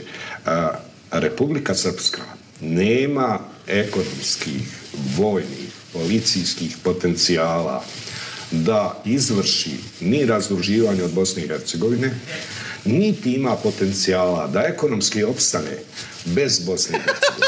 Kako ste to dobro kazali? To su važne stvari. Dakle, moja teza glasi da onako kako je došao na vlast, Dodik će i otići s vlasti. Druga moja teza glasi da iz Federacije Bosne i Hercegovine ni jedan od zvaničnika, izuzimajući to opozicionog lidera Bakira Izetbegovića, nije proslovio jednu jedinu rečenicu o sudu. Dakle, ni iz vlade federacije, ni iz jedne političke partije i mi ne možemo naći, dakle, osim te nespretne izjave, nepotrebne izjave Bakira Izetbegovića. Ne bi čak rekao da je nespretan, profesor. Možda je to i namjerno kazao. Vidite da se advokat Nobilo koji je cijenjen ugledom poziva na tu izjavu. Ja zaista ne želim da ulazim u gluposti koje izgovara. Pataramu Jangija! U ovom slučaju radi se o gluposti. Nikakav pritisak ni od koga nije vršen na sud iz Federacije Bosne i Hercegovine. Malo vam je vruće u ovom studiju. Mogu ste prozor otvoriti. Da je vršen na sud, onda bi se dogodila mogućnost, utvorila bi se mogućnost da se eventualno ugrozi presuda i tako dalje. Šta mi je još važno napomenuti? Nikom od Srba u Republici Srpskoj nije stalo da slijedi Dodika osim njegovih poslušnika. Ovaj skup je propao, kao što je propao i sinošnji. Dakle, cijela ta halabuka koju on proizvodi, prijetnje državnim udarom i tako dalje, sve to treba kod nas da proizvede mir, stabilnost, racionalnost, politički plan i ja sad ovog trenutka mogu reći da je trojka, odnosno da su naše političke strukture sjajno reagirale. Dakle, Dodikovi ministri su izbačeni iz vlasti. Njemu su ostala svega kao osigurač 3 zastupnika u Domu naroda. I on će pokušati tu da vrši blokadu. Velika, ogromna sreća je za Bosnu i Hercegovinu da je opozicija pristala da uđe u vlast. Samo da ovo završi. Građani Bosne i Hercegovine u ovom trenutku. I još je tu važnije, rekao bih, profesore, da nisu pristali na ucjene Milorada Dodika. Morate me čak ih... Zamislite sad to hoću da vam kažem. Kakav je pritisak vršen na te ljude i čemu su sve bili izloženi. Sad, šta je najvažnija poruka? Mi ćemo morati, odnosno političke partije Sarajeva će morati da uspostave čvrstu saradnju sa HDZ-om. Čović je doveden u poziciju da sad ne smije, zapravo dok ne dođe konačna presuda, ne smije podržavati presuđenog političara. I time Bosna i Hercegovina može kao čale prevladati ovu krizu. I na kraju završna ocjena. Oslobađanje Republike Srpske od Dodikovog režima proizvela je jedna prekrasna sutkinja, jedno sjajno sudsko vijeće i jedan izvanredan postupak. Čekamo konačnu presudu da bismo imali konačnu ocjenu. I oslobađanje Republike Srpske započelo je onog trenutka kad je trojka udarila Dodika, oslobađanje od Dodikovog režima, kad ga je politički izbacila iz cipela i sad smo u jednoj fazi u kojoj će sam srpski narod u Republici Srpskoj morati dovršiti proces svog oslobađanja od čovjeka koji koristi rasistički govor, kleveće, koristi govor mržnje. Čuli ste samo koliko je puta opsovao. Da. Kasnije ćemo malo i o tim političkim, to me zaista zanima, dok je i ministar i dok je bar u ovom prvom bloku studiju, pustit ćemo malo gospođu Dobrović da malo i odmori. Evo je došla i reakcija, pa vas, ministre, od Islamske zajednice. Sastali su se Reisul Ulema sa muftijama iz Bosne i Hercegovine, članovima Rijaseta. Informisali su Reis Ulemu o trenutnoj situaciji u njihovim muftjelucima uzrokovanoj dizanjem tenzija. To će njega informisati. Primjetna je zabrinutost imama, zaključena na sastanku, članova i pripadnika islamske zajednice, pogotovo na prostoru entiteta RS, i rukovodstvo islamske zajednice sa ovog sastanka je izašlo sa sljedećom izjavom: pozivamo domaće i međunarodne aktere političkog života u Bosni i Hercegovini da osiguraju mir, stabilnost i da ne dozvole da bilo ko bude iznad zakona ili državnih institucija. Zakoni ove države, njen ustav, kao i uloga visokog predstavnika kao dijela Daytonskog mirovnog sporazuma moraju se poštivati. Kako bi bilo dobro da je na svaku presudu, ali baš na svaku presudu da ide... Hoće Mile, i ja sam isto prihvatio da mi sudi Srbin u Dobaju i zato mora Mile prihvatiti da mu sudi. I ne sudi mu musliman, nego mu sudi Bošnjak. Ovako saopštenje, da se svaka presuda prihvati bez obzira kakva je i koje... I moraš pisati isto i sebe i komšije velikim slovima, Mile. Mile, Stajić. Suđen ko nije. Znate šta je ministar Isak ovdje najčudnije? I to čak niko nije ni obratio pažnju dok Dodik nije svjedočio sam protiv sebe, odnosno sam za sebe, i tada je tužilac Nedim Ćosić, ako se ne varam, rekao: gospodine Dodik, shvatate li vi da je ovaj predmet pokrenut prvenstveno zbog toga što ste vi sami sebe prijavili sudu Bosne i Hercegovine? Bravo. To je stvar koju sam ja par puta spomenuo, ali niko nije na to obratio pažnju u nekim prijašnjim obraćanjima medijima. To znači, gospodin Dodik je sam protiv sebe podigao krivičnu prijavu, jel tako? Tako je informacija koju smo mi dobili. Ako je to tačno, da je danas Milorad Dodik oslobođen kojim slučajem, onda bi tužilaštvo trebalo da pokrene krivičnu prijavu protiv Dodika za lažnu prijavu. Jel tako? Vi ste advokat i to znate da je tako. To znači, ako neko protiv nekog pokrene krivičnu prijavu za nešto, što smatra da nije uradio, je tako on smatrao da to nije uradio, onda je on počinio drugo krivično djelo lažnog prijavljivanja. Znate koliko ste puta... Ja se izvinjavam, pošto ste se obratili meni, opet nekako vraćam i smjerujem situaciju u pravni okvir. Mi imamo segmente sa suđenja, tu jednu rečenicu gdje je to rečeno, a također sam se sjetila u istom tom, sa tog ročišta je rečeno od strane odbrane da oni nisu to vidjeli u spisu. Krivični zakon propisuje da se može izvršiti uvid u spis i da se trebaju dostaviti svi dokazi odbrani. Odbrana je tada, ja koliko se sjećam, u sudnici rekla da oni to nisu vidjeli u predmetnom spisu. Tako da opet bi bilo neozbiljno da bilo kakav zaključak tu izvedemo. Ja pravno samo, ja cijeli dan nekako tako pokušavam da... Da li je odbrana i tražila možda? Ne, mi ne znamo to, ali kažemo, ako je ta informacija tačna, onda dolazimo do ovog zaključka. Ali evo, ja vam kažem, mogućnosti ono što smo čuli sa obje strane, pa sada ne možemo znati šta je... Ne, slažem se ja sama, mi samo komentaršem, ako je to tačno, onda postavlja se pitanje zbog čega kompletno ova farsa. I moram biti na kraju malo iskren, nek mi oprostite gledalci što ću malo na neki način da prokomentaršim ovaj skup, a to je da sam bio na većim dženazama nego što su oni skupili ovaj skup koji su sada imali. To znači, ja stvarno se gledalcima izvinjavam, ali ovo je smiješno. Jedan predsjednik jedne republike, jedan čovjek koji je dobio toliki broj glasova u jednom gradu koji broji stotine, ili u mjestu koje u okruženju ima 100.000 stanovnika, skupi na skup par hiljada. Još koliko ih je moralo doći? Tako je, par hiljada stanovnika. Pa mimo toga dobili smo informaciju da u određenim firmama koje su iz RS-a niko ne radi na poslu jer se od njih navodno tražilo da... Pa evo, mene su novinar prije par sati, nešto sam ovdje došao, postavili pitanje vezano za ovaj gas nad Bivan Sarajevom, da je direktor navodno izjavio. Ima redakcija ima broj, pitajte voditelja. Da je se desio neki kvar, da on nikog nije imao da pošalje, jer su oni kao navodno na nekom skupu Milorada Dodika. To znači da reći da malo ljudi radi u institucijama. Pa evo, hoću vam reći, malo radi. I druga stvar što je Dodik rekao, da će reći da svi ostanu na svojim pozicijama i da radi. Pa naravno da će reći. Pa vidite i sami u Sarajevu kada obratimo pažnju odakle sve ljudi dolaze, odakle i rade. Zamislite sad da on pozove ljudi da napuste poslove svoje. Ko će plaćati tim ljudima? Ko će te ljude? Ponovo se javlja sa Wi-Fi-a 6 eura šalju. Otkud kartica, mamak? A ja i morate vima. Hoće slučaj Viks na nama zgrnut pregleda kad dođu odraditi podcast u Vojkoviće. Ne znam, samo hoće li se smiti reakcija na to. Što kaže uvaženi profesor, prošlo je vrijeme kad su oni mogli populistički da na neki način djeluju na stanovnike, nacionalistički i tako dalje. Sada građani gledaju od čega žive, na koji način, šta, kako. Sami su građani, to znači danas u Republici Srpskoj su pobjedili građani Republike Srpske koji nisu dali podršku gospodinu Miloradu Dodiku. To znači oni su pobjedili, ne mi, niko od nas ne treba da komentarše nikakvu izjavu. Ja ne komentaršem opet ni presudu, ni izjavu. Ja komentaršem skup i ljude na skupu. Ja komentaršem njihove izjave. Da kratko prokomentaršimo to, mislim da ste vi najpozvaniji i politički to možete uraditi, ali i sa sigurnosne strane. Siniša Karan Sam sebe prijavio, ja. Zaista je prijetio i ložio nekako taj narod, huškao, tražio neku iskricu koja bi mogla zapaliti. Mi svo vrijeme smirujemo ovdje, onda idemo na skupu gdje vidimo da se te tenzije zaista dižu. Pa da, on je pokušao dignuti tenzije i onda vidjeli ste u njegovom izlaganju diže tenzije, onda u jednom momentu vjerovatno svijest proradi, pa onda kaže nećemo mi ništa, mi ćemo goloruki, mi ćemo ovo, mi ćemo, mislim ono... Vi ste par puta to rekli, slušali ste Dodika i kažete, iz Dodika govori strah.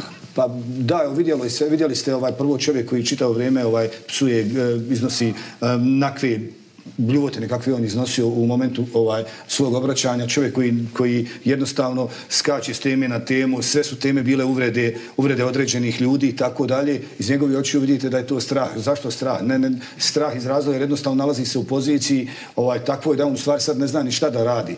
Ali najpametnije mu je, ja mu opet savjetujem, evo imam ovdje pravnih. Mile, sjedi, zapali, ispuši jednu, razmisli, dođi sebi, da zove se Tobi. Koji je sigurno od mene veći stručnjak koji može to profesionalno objasniti. On ima i profesora. To znači, moj mu je savjet da ovo sve zaboravi, da ode lijepo svojoj kući, da se prvo naspava, da onda sutra ujutro kad ustane zovne kvalitetan pravni tim ljudi i da priprema svoju žalbu. U roku od 15 dana, ako sam dobro razumio, da treba da podnese žalbu, da uradi kvalitetnu žalbu i da se žali na presudu. I to je njegovo ovo što pokušava tenzije, prijetnje. Bosna je stabilna, Bosna će biti bez njega i bez mene i bez svih nas. I Bosni niko ništa ne može. To Dodik mora shvatiti. Bosna je toliko jaka da Bosni niko ništa ne može. I ovo što se vadi sad na Vučića, ovog političkog davljenika koji ne može riješiti stanje u svojoj državi. Pa kako će čovjek pomoći Dodiku u Republici Srpskoj kad čovjek ne može da riješi stanje u Srbiji? Je li tako, profesor? To znači čovjek nema izlaz situaciju, čovjek jedino što nastupa na televizijama svaki dan i to televizijama koje drži po svojom kontrolom gdje daje. Tako je, kontrolisanim televizijama. Pitanja, vidjeli ste, lijepo ste, vidjeli ono da je izeznulo, da je bilo kaže ovo ćete me pitati i tako dalje. To znači ide na televizije gdje će on iznositi i gdje će on sam sebi postavljati pitanja i da on pomogne Dodiku. Dodiku samo može pomoći dobar tim pravnika i ja mu to preporučujem i preporučujem mu da Bosnu i Hercegovinu ne spominje, ne dira i da zna da je RS Bosna i Hercegovina. I najtru iz Doboja centra Trans, ja mislim Sabah ili ide za Beograd, da se vratiš kako si došao. Moraš prinoćiti, ali jednog pošaljite da gleda u njega dok prinoći. Sreća tečni sapun u nas ovdje. Znači ne morate se sagnjati, morate stajeći. Tako je rekao, šta kaže, kad je se pozdravljao sa Merkel, s koga je spomenuo, a ona mu kaže, jeste vi u Bosni svi kao visoki. Nije mu rekla, jeste vi u RS-u visoki, rekla mu, jeste vi u Bosni visoki. To znači, on u svojoj posvijesti zna da je on državljan Bosne i Hercegovine. I opet ja poručujem, svima onima koji ne voli i ne cijene Bosnu i Hercegovinu, jednostavno mogu da odu da žive bilo koju drugu državu. U ovoj državi treba da živimo svi mi koji volimo ovu državu, a ovu državu vole ljudi u RS-u, jer su dokazali žive. Helena spremno iz Banja Luke. Jel idemo telefonski kako idemo? Idemo linkom, idemo kratko u Banja Luku, a onda mi treba jedno pitanje na koje nisam dobio odgovora, tražit od vas, koje meni generalno zabrinjava. Kolegice Helena, kakva je situacija u Banjoj Luci? Jesu li se građani razišli ili su ipak još uvijek ispred Narodne skupštine i čekaju tu sjednicu, čekaju odluke? Helena je preuzela binu, činjenice, od Milorada Dodika. Admire, vjerovao ili ne, građani su se razišli odmah, to jeste počeli su se razilaziti odmah nakon izricanja presude. Veći dio jeste ostao čekajući da se svi visoki zvaničnici iz RS-a obrate, ali u trenutku kada je Dodik završio svoje obraćanje, svi su se krenuli razilaziti. Pogotovo vjerujem da je i kiša koja pljušti ovdje u Banjoj Luci pokvarila planove. Trenutno se više niko ne nalazi ispred Narodne skupštine. Kao što možete vidjeti iza mojih leđa, bina i sva postavljena oprema se polako razmontirava. Autobusi koji su došli iz drugih... A iz federacije sam Begi, kaže sa 5 eura. Ja sam 1,85, a da sam u RS-u, ona je bio 1,89. Bosansko-hercegovačkog entiteta su krenuli nazad ka svojim kućama. Situacija je veoma mirna za sada. Policijske snage i redari koji su se nalazili ovdje za vrijeme skupa su se također polako razišli. Kao što smo mogli i da čujemo, Dodik je poslao zaista zapaljive poruke, ali i očekivana retorika nakon osuđujuće presude. Vjerujem da ste već i prodiskutovali kako je najavio da se odluke suda i tužilaštva Bosne i Hercegovine kao i VSTV-a, SIPE i OSE neće poštivati na teritoriji manjeg BH entiteta, kao što je i najavio osnivanje VSTV-a RS-a. Također poslao je možda jedno od najviše najgorih i najtežih poruka da Bosna i Hercegovina, koju smo do danas znali, više neće postojati. Mi ćemo svakako ostati ovdje ispred Narodne skupštine RS-a s obzirom da unutra traje sjednica i pratit ćemo razvoj situacije. Studio. Hvala puno Helena, bila je to naša Helena Javor Ibrahimbegović, da ne zaboravimo našeg kolegu snimatelja Izeta, oni su u Banju Luci, ostaju tamo do kraja, pratit će sva ta dešavanja i zaključke koje će donijeti Narodna skupština. Sad ono što mene brine, to sam pitao i prije što smo saznali presudu. Pravosnažne, poštujemo presumpciju nevinosti, znamo za rok... Nije pravosnažna. Nije prvostepena je, pošao sam da kažem, prvostepena je, oprostite poštovani gledalci, prvostepena presuda, čekamo pravosnažnu, moglo bi to trajati još godinu dana, ali po svemu sudeći, šta ako se donese presuda, ako ostane ista ovakva i ako i ne budemo mogli provesti, odnosno ako se Dodik bude opirao, odnosno ako Dodik se bude oglušio, odnosno ako Dodik bude totalno izignorisao sve ovo. Šta kažete, ministre? Jesu li dovoljno jake bosansko-hercegovačke institucije da... Ma naravno, mislim, to je suvišno komentarsati. To znači niko u ovoj državi... Pa evo imali smo isto tu federaciju, ajde da budemo iskreni. To znači u momentu kad je osuđen gospodin Novalić, premijer federacije, u tom momentu je ta politička opcija i imao je veću podršku u tom momentu i građana, jer je se radilo malo... A mogu ja, ako hoćeš. Fadil Novalić iz Ćelije 2,5 eura, joj da mi s tobom pa sjed pupak bi nam se odreši. Pa mogu ja ako hoćeš da me privedu pa ćemo... I tako dalje. Pa šta je se desilo? Gdje se nalazi sad uvaženi premijer, nekadašnji premijer Novalić? Gdje? U Vojkovićima. O čemu pričamo? Evo, spominjete Ramo. Svi smo mi pred sudom, pred zakonom jednaki, gospodin Dodik, ali je uvažena advokatica u pravu. Ovo je tek prvostepena presuda. Sačekat ćemo da vidimo šta će se desiti.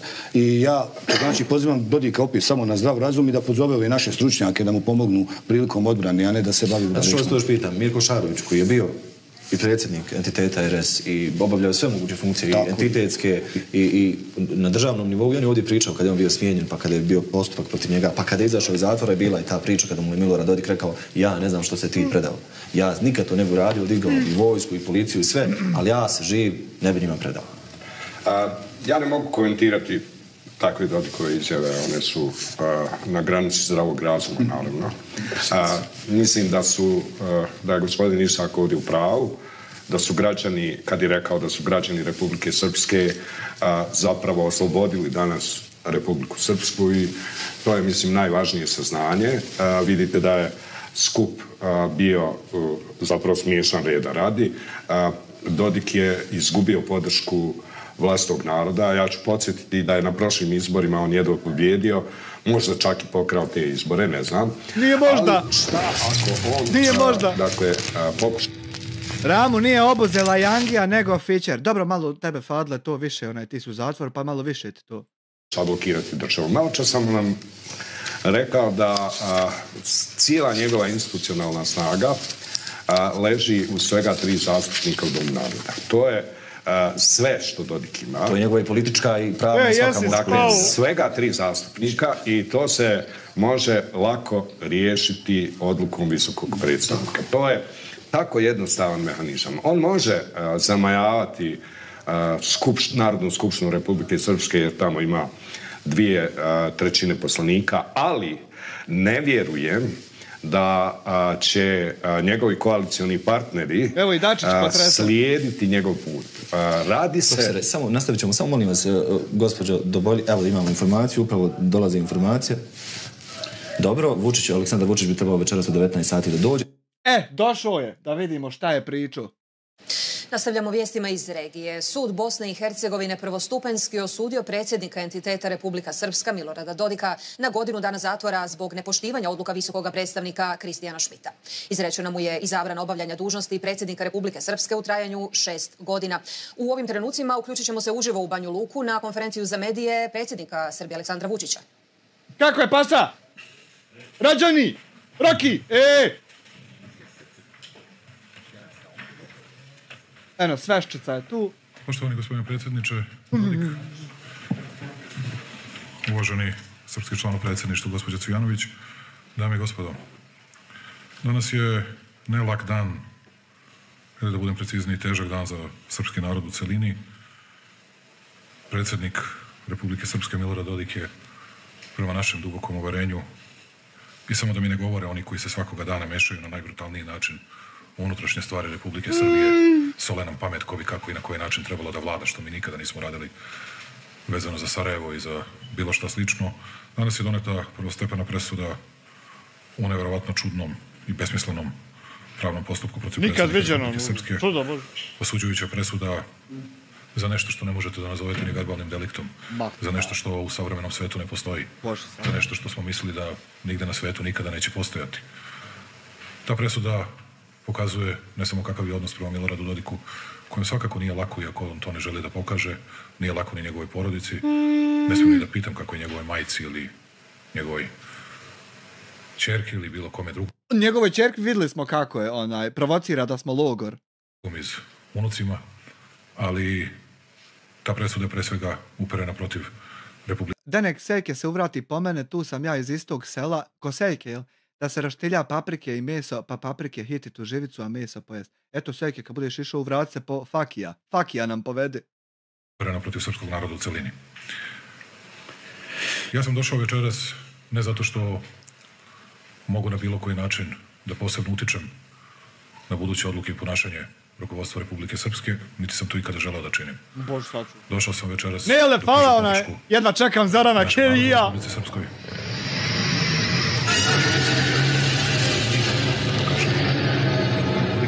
To će biti hit. Hvala tam 12 mjeseci. O svakoj reči sam vodio računa u prethodnih 13 godina. Uvek brinuo da naglasim neophodnost. Uvijek brinu da ti dobro kurčinu začera, a da to niđe ne zvuči, niđe da se ne čuje tačno to, kako god on to. Uvijek dobro brinu da ti što više učera, a da to uopšte ne izgleda tako.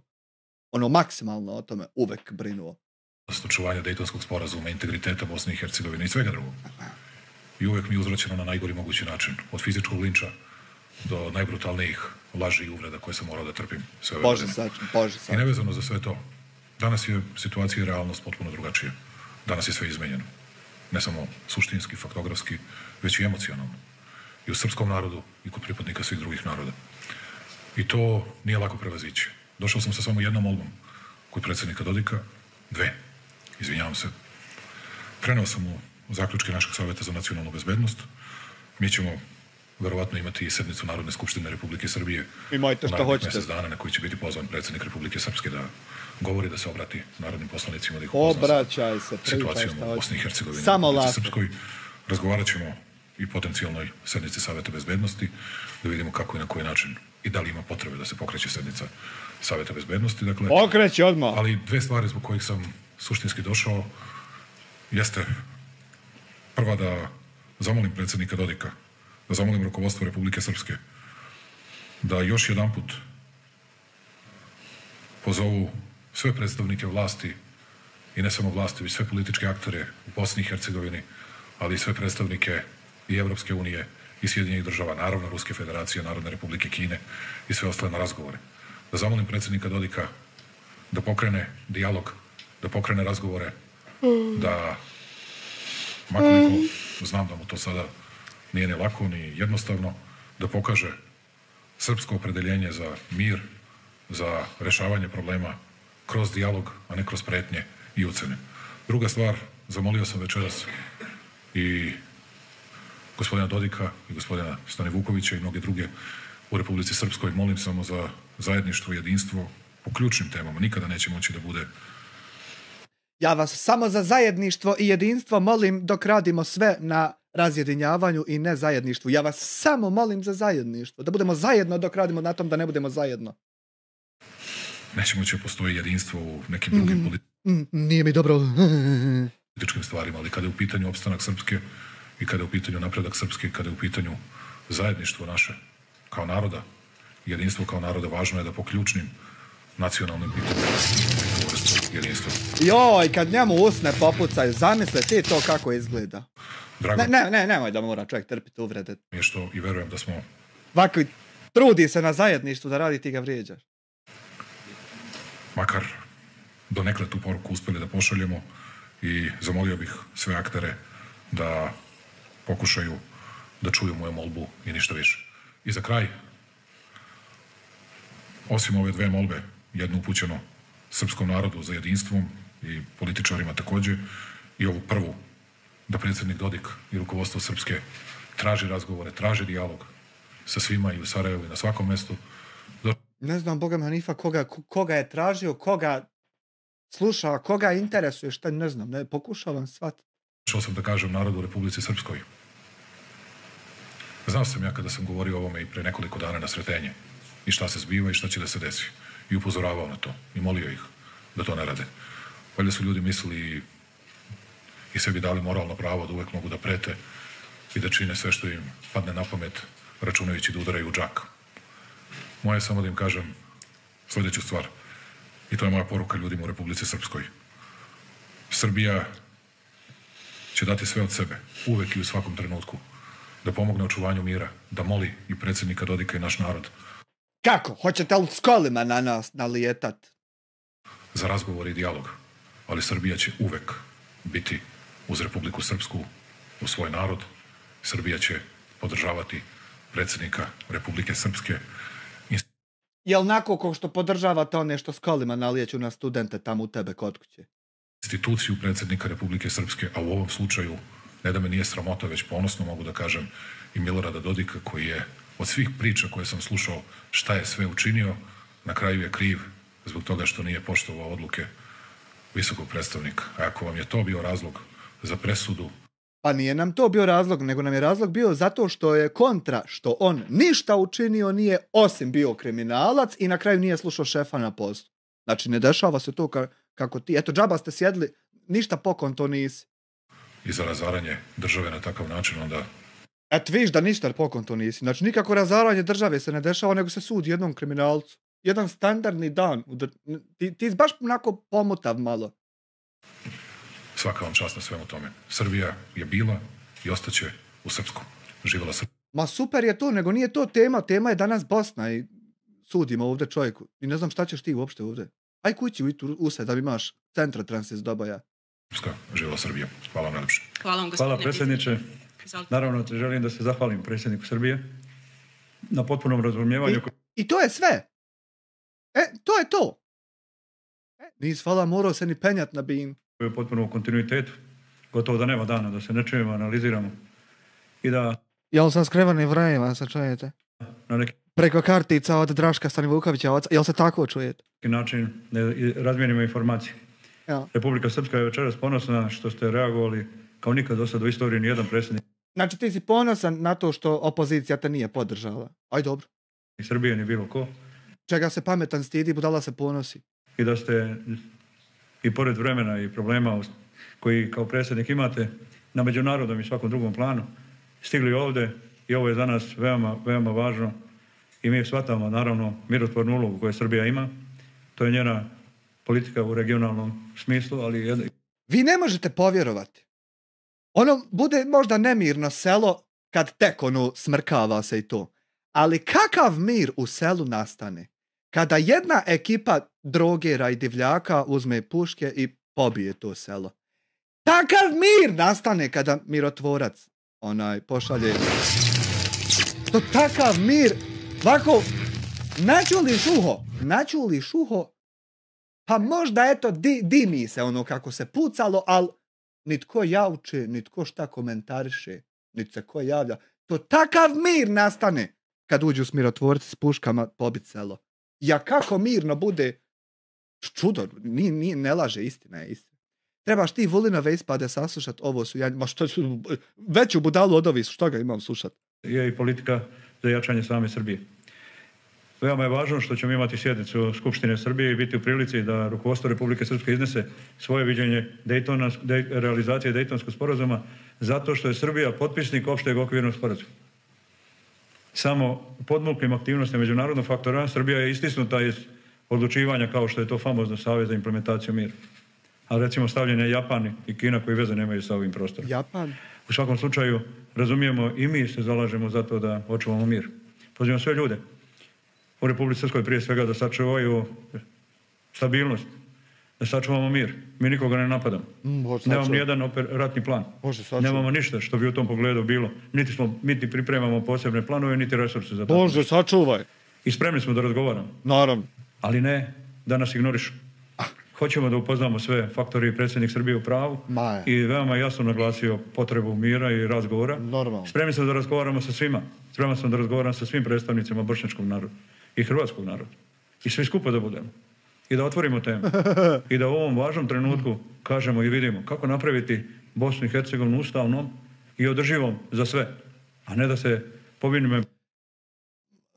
Može se Bosna i Hercegovina napraviti ustavnom tako da kada si predsjednik jednog entiteta ne lopovijaš i ne kradeš i ne uvezuješ se sa mafijom 20 godina, nego radiš na stvaranju prilika za mlade, za biznise, za ekonomiju, za pičku lijepe matere. Može se tako učiniti Bosna i Hercegovina jača, a neće se učiniti jača tako što se zađemo poubijati između se. Tako se neće učiniti jača nikad. Eto kako može. Ne moraš uopće nikakve sastanke, to tako lako more da je to čudo Božje. Procesu koji je išao zatim da nas se podredi ovdje i da izgubimo naša prava koje smo stekli. Ja ne želim da pripadam u istoriji srpskog naroda onim političarima koga će okarakterisati kao onoga koji je za stolom izgubio sve naše pobjede. Ali to je već tako i gotovo i ne mere, to je, evo, to što ti nećeš, to je već, evo, od danas tako. I pečat udaren u Sarajevu, ne mere promijeniti se. Znači ti si već takav upamćen. Dakle, ja insistiram na onome što je naše i što je Ustav Bosni i Hercegovini nama dao. Ništa ne tražimo više. I mislimo da na taj način Bosna i Hercegovina može i treba da ostane.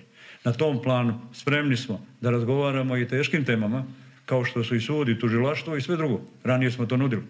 Ali nismo spremni da prihvatimo da se ignorantski odnose prema interesima i pravima Srba ovdje i Republike Srpske u cjelini. Mir je primarno. Nijednog Srbina, nijednu aktivnost neće podržati ako ona usmjerena u Republiku Srpsku protiv bilo kog pripadnika bošnjačkog naroda. Ili hrvatskog naroda. I jednako tako što ne dozvoljavam da to bude i protiv srpskog naroda. I zato ću nastojati da veoma dobro razumijem poruke i sugestije koje je ovdje iznio sam predsjednik. I mi ćemo već sutra rukovodstvo Republike Srpske pozvaće na razgovore, a to je osnovna intencija i naših htjenja ovdje. Razgovaramo, da kažemo šta može, šta ne. Ja sam čuo šta je Dodo otvorio u Klokotnici. Nisam, da nije kupleraj kakav. Šta je otvorio? Ili je restoran? Ne može. Da im... Kako ti u zatvoru znaš sve šta je on? Upoznamo sa promjenom geopolitičkih, političkih i drugih odnosa i u regionu i u svijetu. Nama ne treba ništa. Nismo zainteresovani za 1 centimetar s federacije. Nismo zainteresovani da bilo šta im nametnemo. Ali ono što mi hoćemo isključivo, hoćemo ono što nam je Ustav dao. Ja mislio rat počinje, ono tako mi ti nismo, bljutavo ovo obraćanje. Naša Narodna skupština je predsjedniče rekla Čevo, da ono što su do sada bile takozvane reforme da su urađene pod pritiskom, da to nije neutralna politička ili situacija neutralna za donošenje odluka, nego je korišten međunarodni pritisak da se dođe do određenih rješenja. To svakako nije normalna situacija za donošenje najboljih odluka. I ne mislimo da trebamo da sve odbacimo, ali o svemu hoćemo da razgovaramo. Razgovor je rješenje u ovom trenutku. I kad nas odbijete prvi put, vraćamo drugi put. I kad nas odbijete i drugi put. Jiren, ali si zainteresovan za odvajanje i pripajanje na Srbiju. Nemoj ti muslimanu s malim slovom M na početku, prvo malo početno slovo. Nemoj ti nemiran bit. Mi hoćemo mir sam.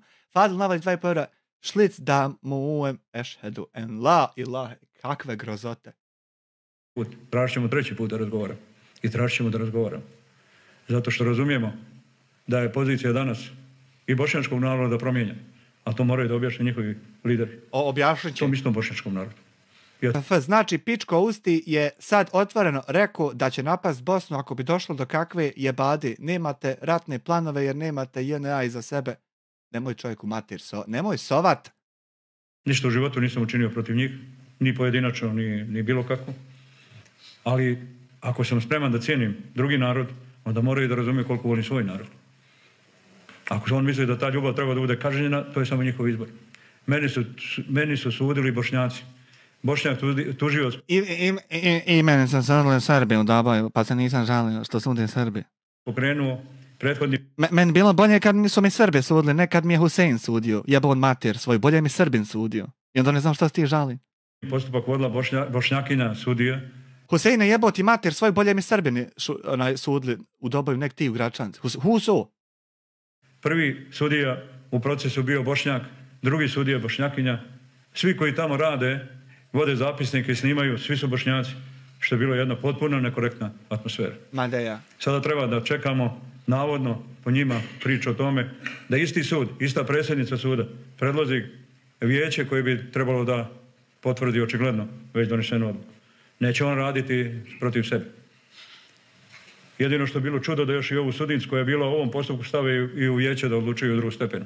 Toga nema nigdje na svijetu, da isti sud u prvom stepenu i drugu. Rat je neizbježan. Ti možeš probat, pa vidjeti da je sam neizbježno da bude bjen onaj ko bi probao. Ko ne vjeruje, mora probat. Drugu stepenom odluči. To su davno pravnici naučili na prvoj godini prava. Ali ovdje je sve moguće. Pozivam ih na razgovor, stojim na raspolaganju.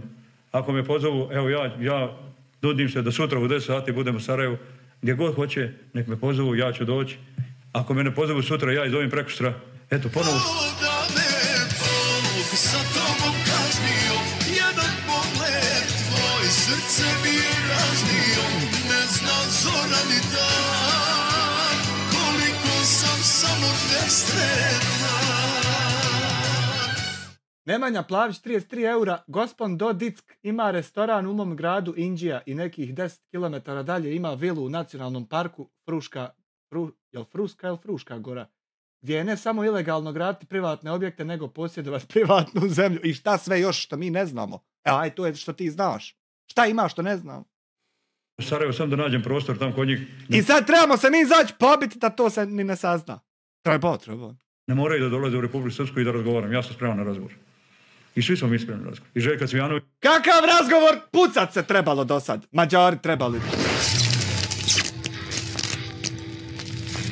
Nemanja, šta studiraš? Izjasni se. Fadil Novalić. Nemanja, javi se, fuck you. Jučer razgovarala sa svim ambasadorima Evropske unije. Pozvaćemo i mi njih na razgovor. Pozvaćemo i već sutra da razgovaram. Da ju upoznam sa situacijom. Ali mnogo loših stvari generisala je upravo ta međunarodna zajednica. Ja. Moraju da shvate i prihvate i naše ocjene. Ništa drugo nećemo. A Milorad Dodik nije važan personalno. Čuli smo, neki kažu nisam ja Republika Srpska. Da, nisam ni ja Republika Srpska, niti Aleksandar Vučić Srbije. Ali mi smo predsjednici. I po tom osnovu mi smo izdvojeni, izabrani. Sa ustavnim pravima koji su najšire. Vi ste na poslu kod naroda zato što narod bio budala pa mislio da vi to morate najbolje obavljati. Cijelo vrijeme ti govori sav svijet. Dobro, ne govori. Govore neki. Pravo. To nisu samo zakonska, nego ustavna prava. Da predstavljamo i zastupamo narod. I ako nešto u tome uradimo, to ne može da bude sankcionisano zakonom jer smo radili po ustavu. Dakle, zamislite u presudi optužnici... Pa nisi ti to radio, nego se kofrčio da ne moraš ti slušat Šmita. Nisi ti radio za narod, ništa, brinuo se o pravima, nego se kofrčio Šmit. Kaže, Milorad Dodik koji je u skladu sa Ustavom Republike Srpske potpisao ukaz protivno odluci nekog visokog... Što ti drhti glas kad si tako jeben ti? Predstavnika lažnoga odluci ne poštujući njegovu odluku. A imam s druge strane Ustav. Zar zaista misle da neko ovdje živi ko neće poštovati svoj Ustav? Ako ne poštuješ svoj Ustav i sebe, onda ne poštuješ nikoga drugog. Hvala predsjedniku, hvala za ove razgovore, hvala za imamo potpuno razumijevanje, hvala za uporno iznešenu tvrdnju kao definitivni stav Srbije da Republika Srbija stoji iza Dejtonskog sporazuma i mi stojimo iza Dejtonskog sporazuma. I mi stojimo iza Dejtonskog ustava Bosne i Hercegovine. I mi stojimo iza, i nije nam problem teritorija. Mi stojimo...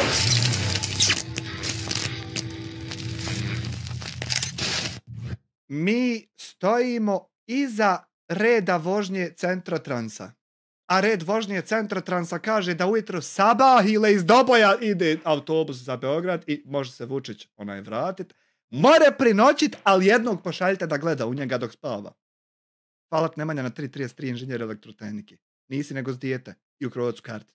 Teritorijalni integritet Bosne i Hercegovine, ako on Dejtonski i ustavan. Samo tako ono nije spore.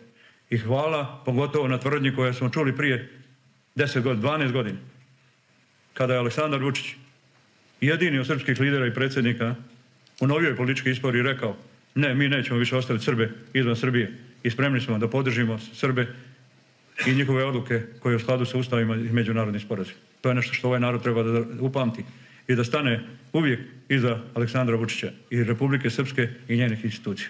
Hvala vam lijepo. Samo prvo da riješi sa studentima šta ima, pa ćemo vidjeti to. Živjela Republika Srpska i Srbija. Živjela. Hvala vam. Poštovani kolege, ovim su izjave za medije završene. U Banja Luku je nakon presude predsjedniku bosansko-hercegovačkog entiteta Republika Srpska Miloradu Dodiku došao predsjednik Srbije Aleksandar Vučić. Pravosudni postupak protiv Dodika nazvao je nevjerojatno čudnim. Rekao je da je presuda usmjerena protiv RS-a i srpskog naroda, te da je došao pružiti potporu srpskom narodu i Dodiku, ne ugrožavajući, naglasio je Vučić, nikoga. Milorad Dodik je rekao da nemaju ratni plan niti resursa za tako nešto, da je spreman za razgovore s predstavnicima hrvatskog i bošnjačkog naroda, ali inzistira na onome što je... Slušaj sad, Samire Drakovac. Nemanja 33 eura, a zato da želim da budem inženjer me Amir motivisao. Svidio Samire kako ja loše utičem na ljude. Na ovu djecu što kradu od oca kartice. Velikim delom kroz njegove stare vide dok sam još u osnovnoj bio, tako da ovo je još jedno hvala i želim laku noć. Laku noć i tebi, a laku noć i Samiru Drakovcu iz Berlina. I hvala ti na 33 eura puta 15. Fadil Novalić, 6 eura. Joj, Amiru, uvrstio sam te u mjesečni budžet, trpi Turina Torbica, Bimal, Mlin Majić i Vitre. Hvala ti, brate moj, što i ja sam na tom spisku. Posjećamo još jedan put. Dodika je danas sud BiH osudio prvostepeno na godinu dana zatvora i 6 godina zabrane obavljanja dužnosti predsjednika Republike Srpske. Ali makar ste ostavili YouTube kanal. Eto. Dame i gospođe, hvala zaista na gledanju. Veliki pozdrav za uvažnog poštovanog gospodina Dodika. Evo ga, vidiš, prvi si na kliksu. Jebute, ti si naš zvijezda naša, svaki dan vijesti samo o tebi. Vidimo se sutra u novom Live streamu i hvala na gledanju i na donationsima i na svemu. Laka noć i budite pozdravljeni.